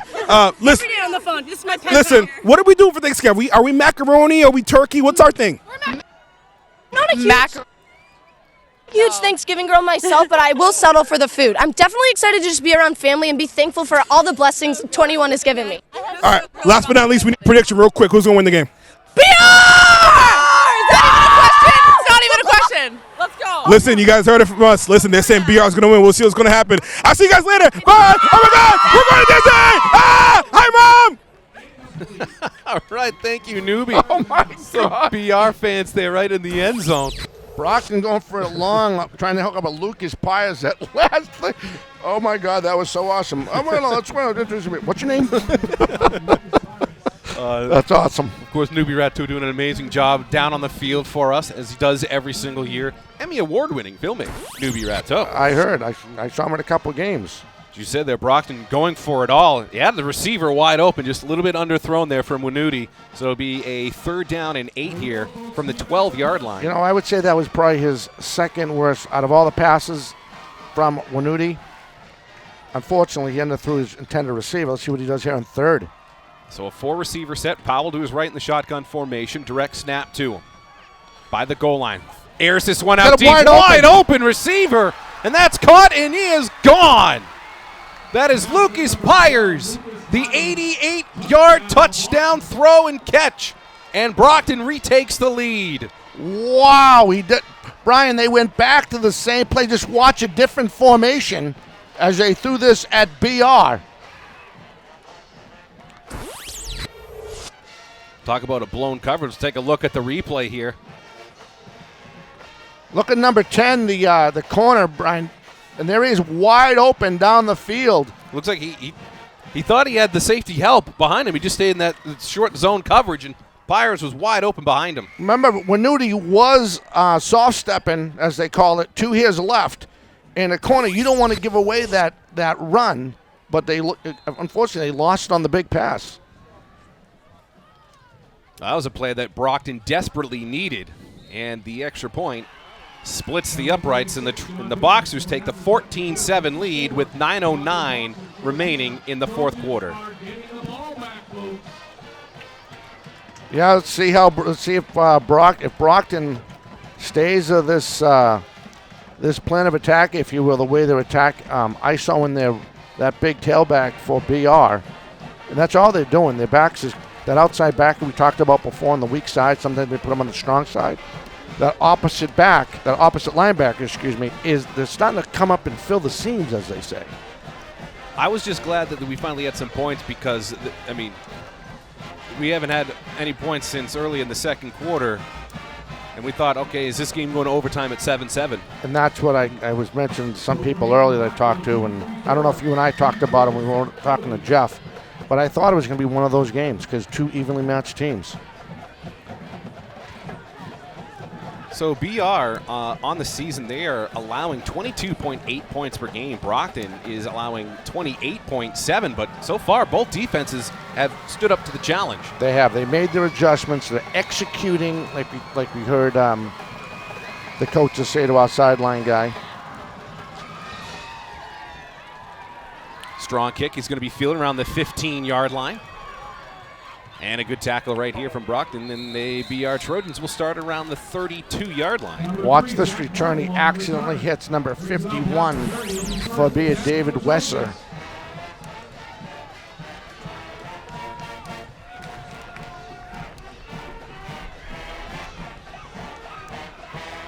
Zachary Marvel on the return there for the Trojans. Little miscommunication on the special teams blocking assignment, unfortunately for the Trojans on that one, Brian. Firing the ball on the 28-yard line. He'll be first and 10 to the Trojans. 9 minutes left to go, folks. Playing football. Actually, even the 33-yard line. So that's where this drive will start here for BR.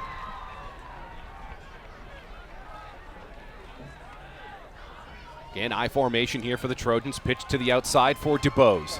DuBose holds the ball high and tight and gets pushed out at the 39-yard line.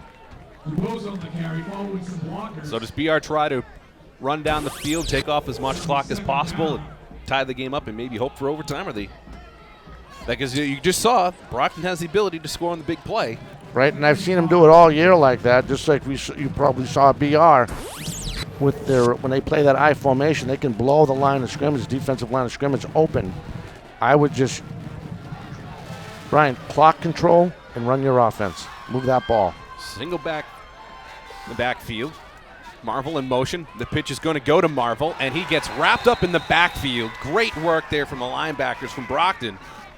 Johnson coming up on the big stop for the Boxers. Great read. Watch this right here, Brian. He will step up. He'll shred his block. Actually, what happens, he came up from the defensive back position, and number 11 from BR had to take on two guys. Daniel Francis had to take on two Brockton defenders. So 3rd and 7 for the Trojans here. Brockton trying to force another 3 and out.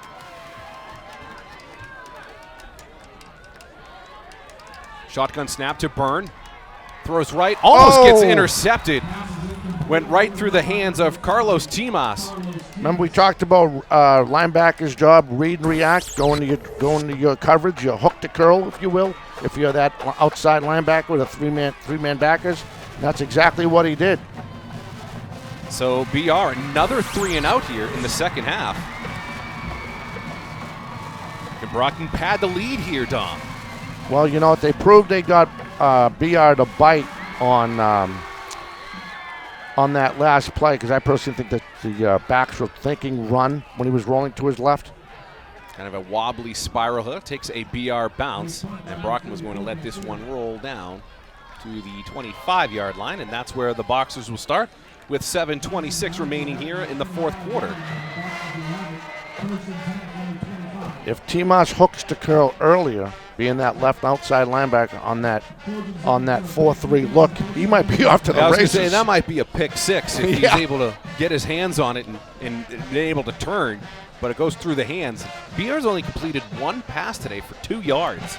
This is big. BR has to step up to the challenge defensively.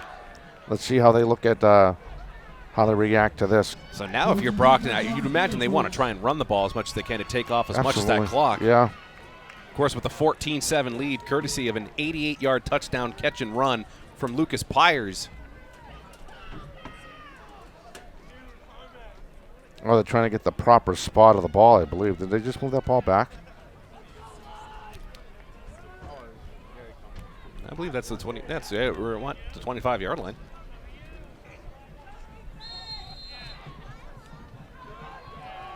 So another 4-receiver set. Powell in the backfield with Winuti. Handoff Powell right up the middle. Gain of a few.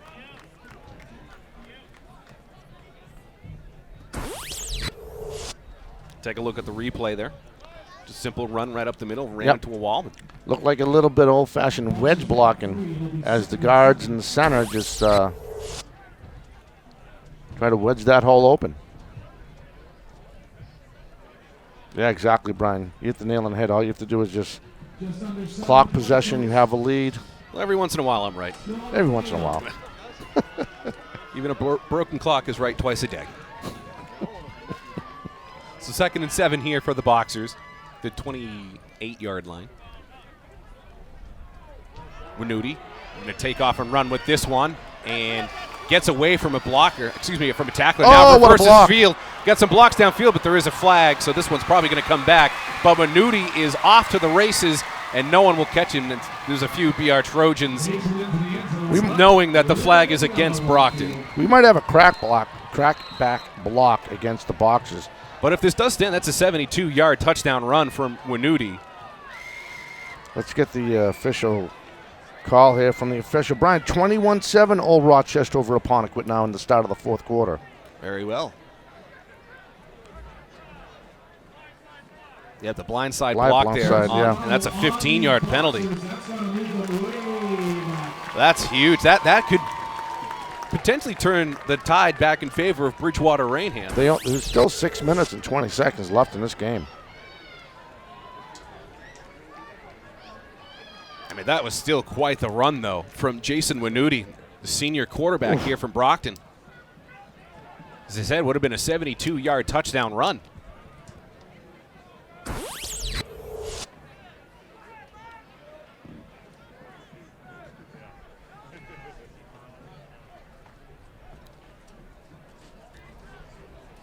So that penalty brings the ball back to the 12-yard line.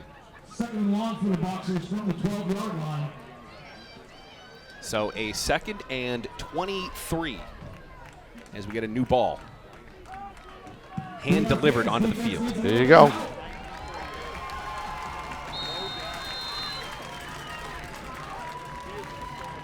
Let's see what type of stunt BR throws. I can see Bjorn. He's moving up. The other linebacker is moving up and is sending Bjorn.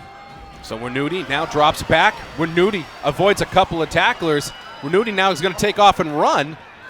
And he's going to try and stay in bounds. He gets forced out of bounds. That was a smart play there from Winuti, trying to stay in bounds is to keep that clock running. Absolutely. He got a little back. Well, now they're going to say that they're going to run the clock here. That's a break for Brockton. Defense is on the hunt. Brings up 3rd down, 3rd and long for the Boxers.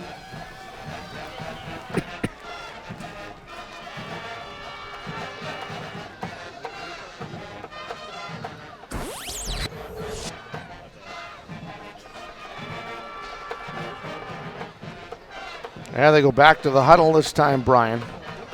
Got an update. I apologize. It's Quincy over North Quincy, 12-0. Midway through the 3rd.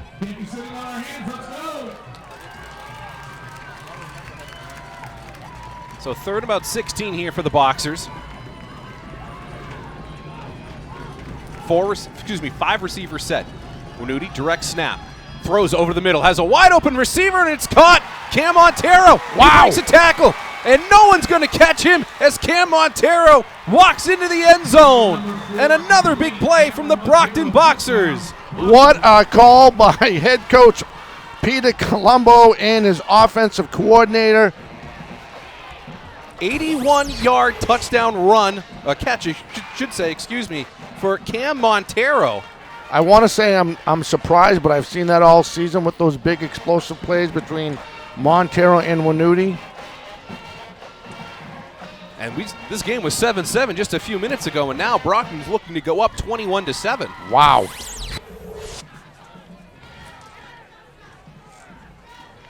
So that personal foul penalty, that was just to get more stats. Let's open the field a little bit more. Brockton touched the extra point. Snap, good ball down. Kick splits the uprights, and the Boxers take a 21-7 lead. So Brockton looking to get the first, I guess you could say, winning streak against BR here in the last game of the year. Yeah, absolutely. And looking to win back-to-back Southeast Conference championships as well, and which would get Brockton, who within one game of 500. They would finish the season 5-6, I believe. Yep, 5-6. They would. BR would also then drop to 5-6. Yep, and then they would have the rights staying undefeated in the conference as the Southeast Conference champions. That's true. 2 years in a row they'd be undefeated. I believe they didn't lose a conference game in the spring either. No, they won it. True, they did win that matchup at Marciano Stadium. How about that? Undefeated in conference play, and they're like, oh, for the season? Like, no, for the eternity. So let's see what Coach Pacheco has in his bag of tricks. You know, he talked about changing out personnel. You'd have to wonder BR is going to have to start airing out the ball a little bit more. I mean, just over 5 minutes left. Yeah, the clock is definitely now against you. And Brockton probably knows that. Oh yeah. And I mean, I almost feel like Brockton's going to dare BR to run at this point. Right. And one of the things we talked about before the half, Brian, was the ability of BR to control that line of scrimmage. And now Brockton has made the adjustment, that outside backer on that 3-4 look. Return at the 17-yard line. Finds a hole, and that's Jameer Lawson. Nice return. Good return there, as you said. He gets up to about the 40-yard line. So just under 5 minutes left, and BR has to come back from 14 points down to force overtime. But Brockton's defense, I mean, BR is, punt, turnover on downs, punt. I mean, the Brockton defense really has done an amazing job of turning things around here in the second half. They really have, and I was touching on the ability of that outside linebacker when they play that 3-downwind look, the 3-4 look, and that weak side linebacker is now stepping up quicker. And the cornerbacks, once they commit to that run and read the run right, and they're making the plays they need to do, they're executing well on defense. As you said, BR's going to have to open it up. They come out with a 4-receiver set. Direct snap, Byrne throws quickly to the right, finds Ryan Breheny. Gets up to about the 48-yard line. Montero's reaction, he thought he had a shot at this. Here's a look, watch his reaction. Right here, great play. He thought he might have a chance for a pick six, but smartly falling to the ground on a sour note. Unfortunately, BR lost Daniel Francis. He's on the bench, seeing the trainer. That's a big loss. He's a great slot receiver for BR. Byrne now airs this one out over the middle and too high for Zachary Marvel. Yeah, Francis is one of his favorite targets, has been all season long. We do have some laundry on the field, though. I have a flag. Looks like that's going to go on BR, though. Yep. Probably going to be a hold.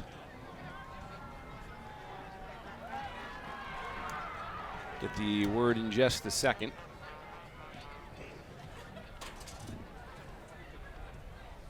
That it is going to be a hold on BR. All right, so we'll repeat second. Trojans get a holding penalty. That's going to move them back some, and they'll start that down again.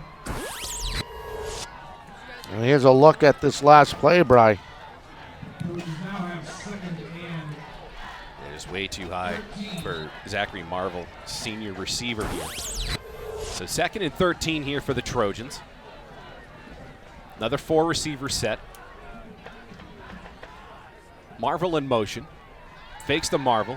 Oh, they're looking screen. They were thinking screen. Brockton blew it open. Now Byrne is just going to throw this one away. That was a great job from Brock. They saw the screen. And they did. They blew that up. Yep, and they didn't leave their assignments. It was a great job from the Boxers' defense. So with 3rd and 13 now for BR. Smart play by the quarterback, Brian, because he was smart enough to read that. Some guys would would throw that in the middle of the pile, if you will. Well, you I know, think it was even smarter just to throw it away to try and conserve as much clock as you possibly can. Absolutely. I mean, I know BR has all 3 of their timeouts left. There's 4:15 left. And, Dom, I'd have to imagine this is 4-down territory for the Trojans. Absolutely. So you don't have to necessarily get all 13 yards here on 3rd down. So again, another 4-receiver set. They're bringing that outside linebacker on the strong side. Byrne lofts this one. Wide open receiver. Zachary Victor. And he can't quite get out of bounds, but the clock will stop, though, for the moving of the chains. Watch the delay on his release, Brian, to get so wide open. Let's see if we get another look at this. He stops, he cuts in. Now, on that delay, he's on the other side of the flat, on the other side of the field, and there he is wide open. So BR in Brockton territory at the 40-yard line. Marvel in motion again, goes towards the far side. Byrne throws out, finds Brahani, has no blockers, and a great job to get tackled inbounds by Brockton right there to keep that clock running. Another look at this play. Right out in the flats, there he is. He just stepped back. Nice block. Nicely read by the Boxers, though. Only a gain of 1. Clock keeps ticking. 3:20 left in the 4th quarter. Brockton with a 21-7 lead. An 88-yard touchdown catch from Lucas Pyers and an 81-yard catch from Cam Montero here in the 2nd half. Dumps this one off to Marvel. And Marvel keeps going up the sideline and gets tackled out of bounds around the 1st down marker. I believe the official is going to say that he got it, and he did. What a quick guy, that Zachary Marvel. He's a quick pass. What's his play? Right up to the flats. And he uses his speed and puts on the Jets, as they say, and gets that 1st down. Looks like we almost had a horse collar tackle there from the Boxers. So 1st and 10 here for the Trojans at the 29-yard line. Trying to cut away at this 14-point Brockton Boxers lead. Again, single back formation here for the Trojans. Marvel again in motion. Fake the pitch to Marvel. Byrne drops back. Byrne throws it to the end zone, looking for DeAndre, and he catches it. Nope, there's the sign. The catch for Nolan DeAndre in the back of the end zone. A 29-yard touchdown catch. Wow, watch this. This is incredible. Brian, he was double teamed.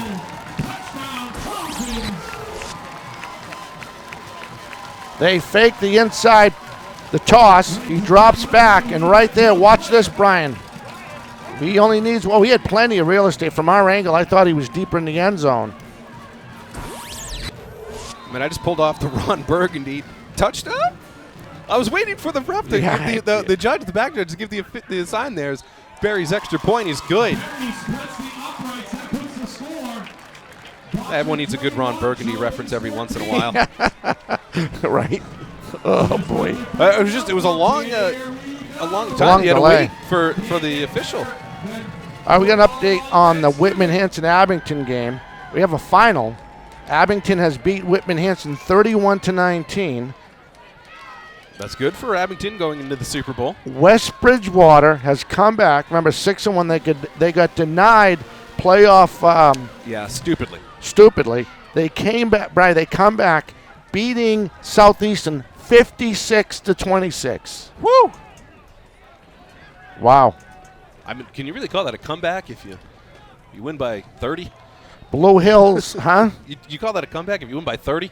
Well, remember, I mean, if you do at one point did come back, I mean, but right. It just feels like a blowout at that point. Oh, of course, but at the comeback time, blowout.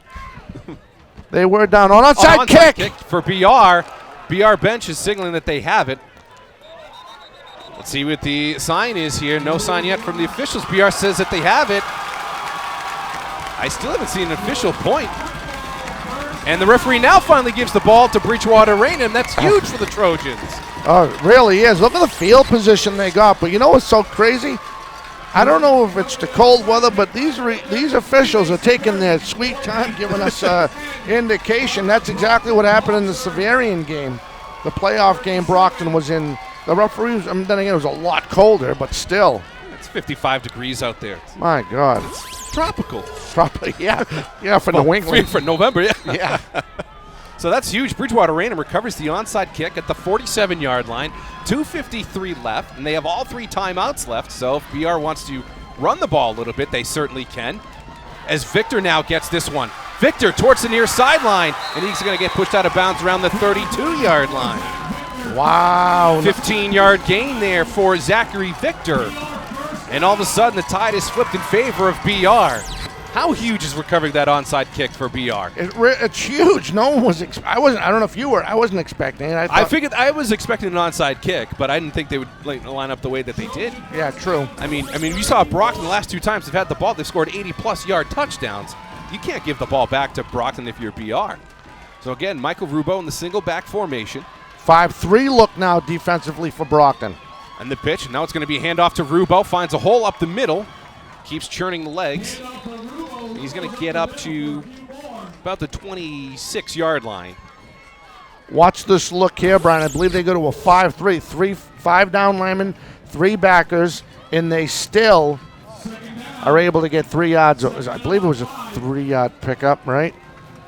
See where they spot the ball, almost 5.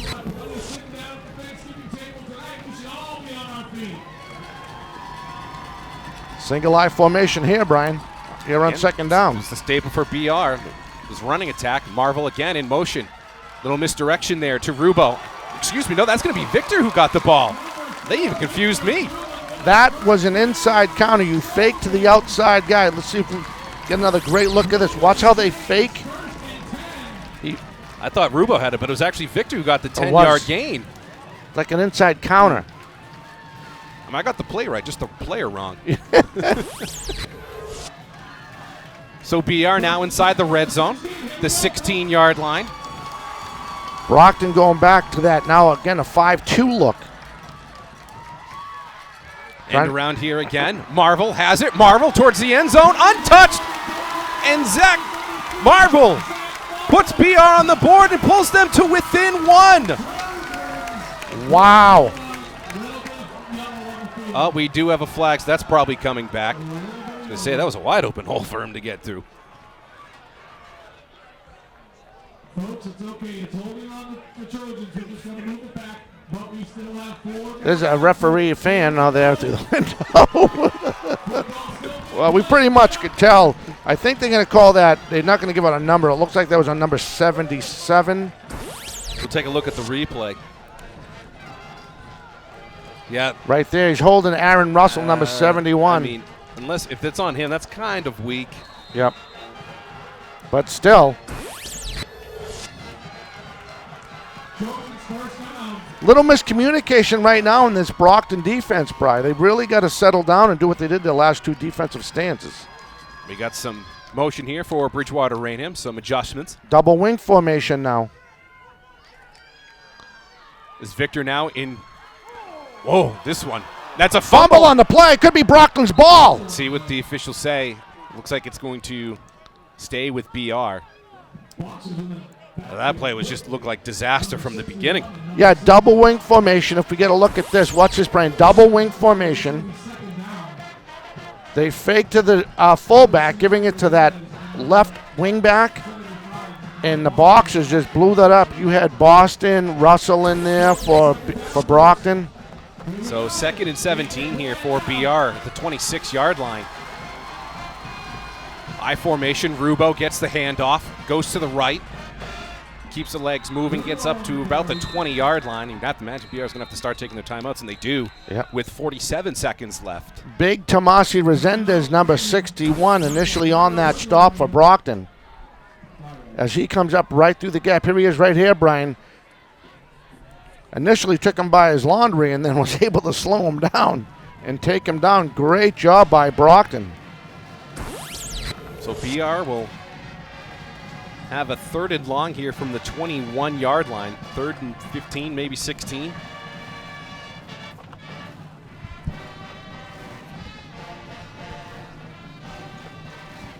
So after a rather uneventful first half with only a touchdown per side, Brockton with 2 touchdowns, BR with a touchdown going down the field trying to tie the game up. I think you go back to the nickel right here. Get a backer out, get a defensive, a very fast defensive back in there.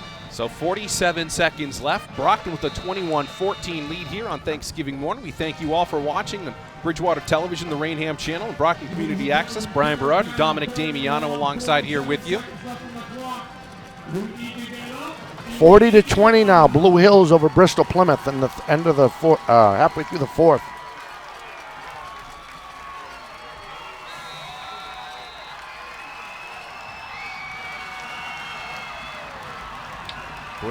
Brockton bench trying to get the Brockton faithful to get up and get loud. Third down here, of course, 4 down territory here for the Trojans. Byrne drops back, blitz, gets picked up, throws towards the end zone, caught, Breheny, touchdown Trojans! Oh my goodness! Wow. Just when you thought it might have been a sack in the backfield, and we now have a touchdown for the Trojans, an extra point away from tying the game. And they were in the nickel, Brian. They had 5 defensive backs. Let's see if we can look at it again. Great job by BR's front. And number 20, looks like Johnson's going to try to make a move on it. He goes to make the pick, I think, and missed it.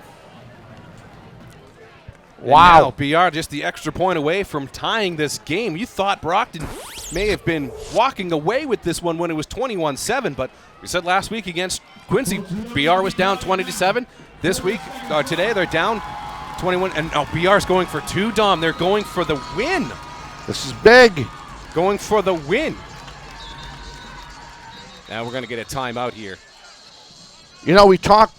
Lou Pacheco takes the timeout. We talked about, sorry about that. We talked about how Brockton quickly used 2 timeouts early in the third quarter. And just the way the game transpired, it's paying off. Again, Actually, timeout Brockton. So exactly. BR still has both their timeouts left. And well, Brockton that's now my point, yeah. Yes. I knew you got that as soon as So now Bridgewater Rainham trails by 1. How about this from Bridgewater Rainham? 29-yard TD catch from Nolan DeAndre, and then a 21-yard catch from Ryan Breheny. But for Brockton, an 88-yard touchdown catch from Lucas Pyers and an 81-yard touchdown catch from Cam Montero.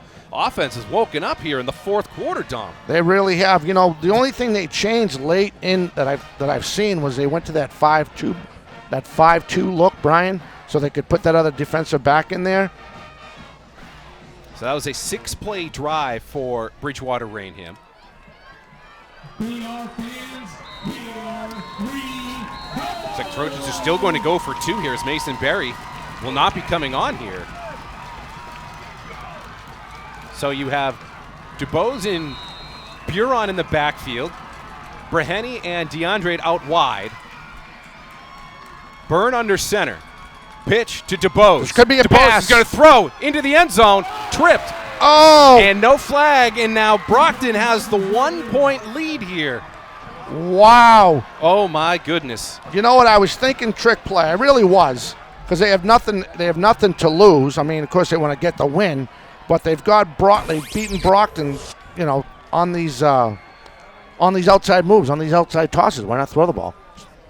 So BR now has to recover another onside kick.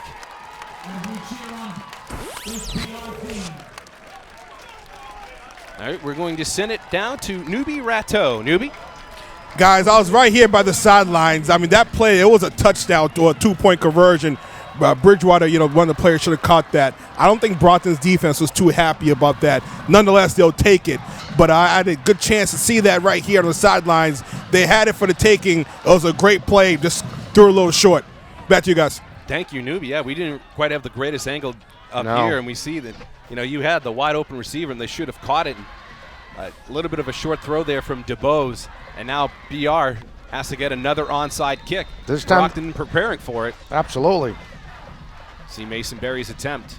It's got to go 10 yards, right? And it did not go 10 yards, and Brockton has recovered it. And a little wave goodbye by Christensen Paul as Brockton is going to hold on, Dom, for the 21-20 victory here and win consecutive SEC titles. What a great game all around. For BR to battle back the way they did, you know, and again, Brockton holding their own. Those last 3 defensive stances are big, and that was set the outcome of this game, I believe. Absolutely. As we said, both offenses came alive in the second half, but really the fourth quarter. As Brockton will take this victory formation. Of course, this production does not happen without the many remarkable people behind the scenes. So we want to give a special shout out to all of our people that work behind the scenes, which Mark Dean, Jason Pritchard even came out of the woodwork for today's game. Mary Evers, we said Jeff Fowler and John Luck did some amazing work on camera. Megan Stanovich, Scott Olson, Mike Simmons on the roof, along with Evan Reardon. Our technical director, Mike Moriello, and Newbie Ratto, has done amazing work all afternoon, or all morning long, I should say, on the sideline. Dom, what are your final takeaways here as Brockton gets the 21-20 victory? Well, we talked about this, Brian, earlier this morning. We thought it was going to be a close game. We got exactly what we thought was going to happen. I want to give a shout-out to everybody, the both crews, again, the Bridgewater crew, the Brockton crew, bunch of great people, making this production happen. Now, I want to ask you real quickly here, do you think BR should have went for the extra point there to tie the game? I would have tied the game. Well, it's easy to say now in retrospect then that you don't get it. But, Dom, I hope you and your family are healthy and happy Thanksgiving and a holiday season. You too. So, for the final time here from Bridgewater Rainham's Turf Field, for Dominic Damiano and Brian Berard, happy Thanksgiving, and we thank you for watching.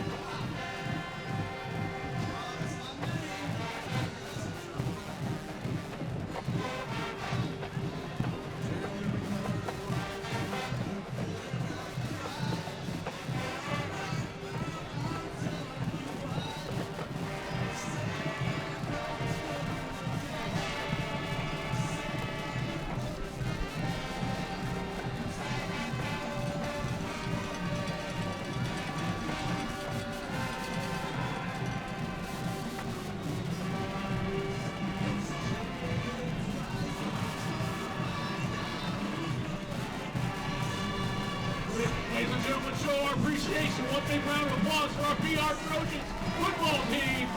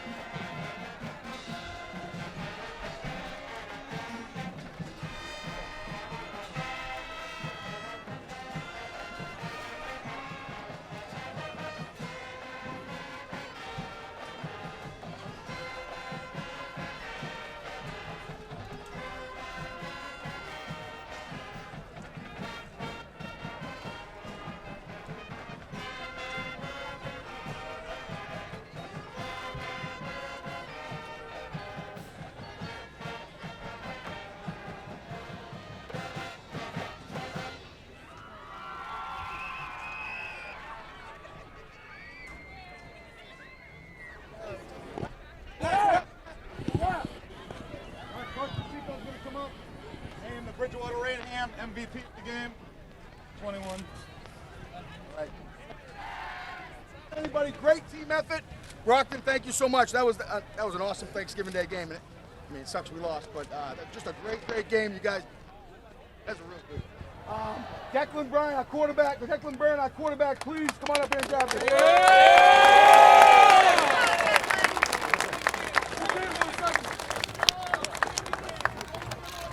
Thank you, Brock. Great job.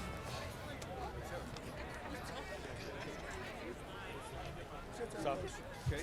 Not the Not the MC. Cody.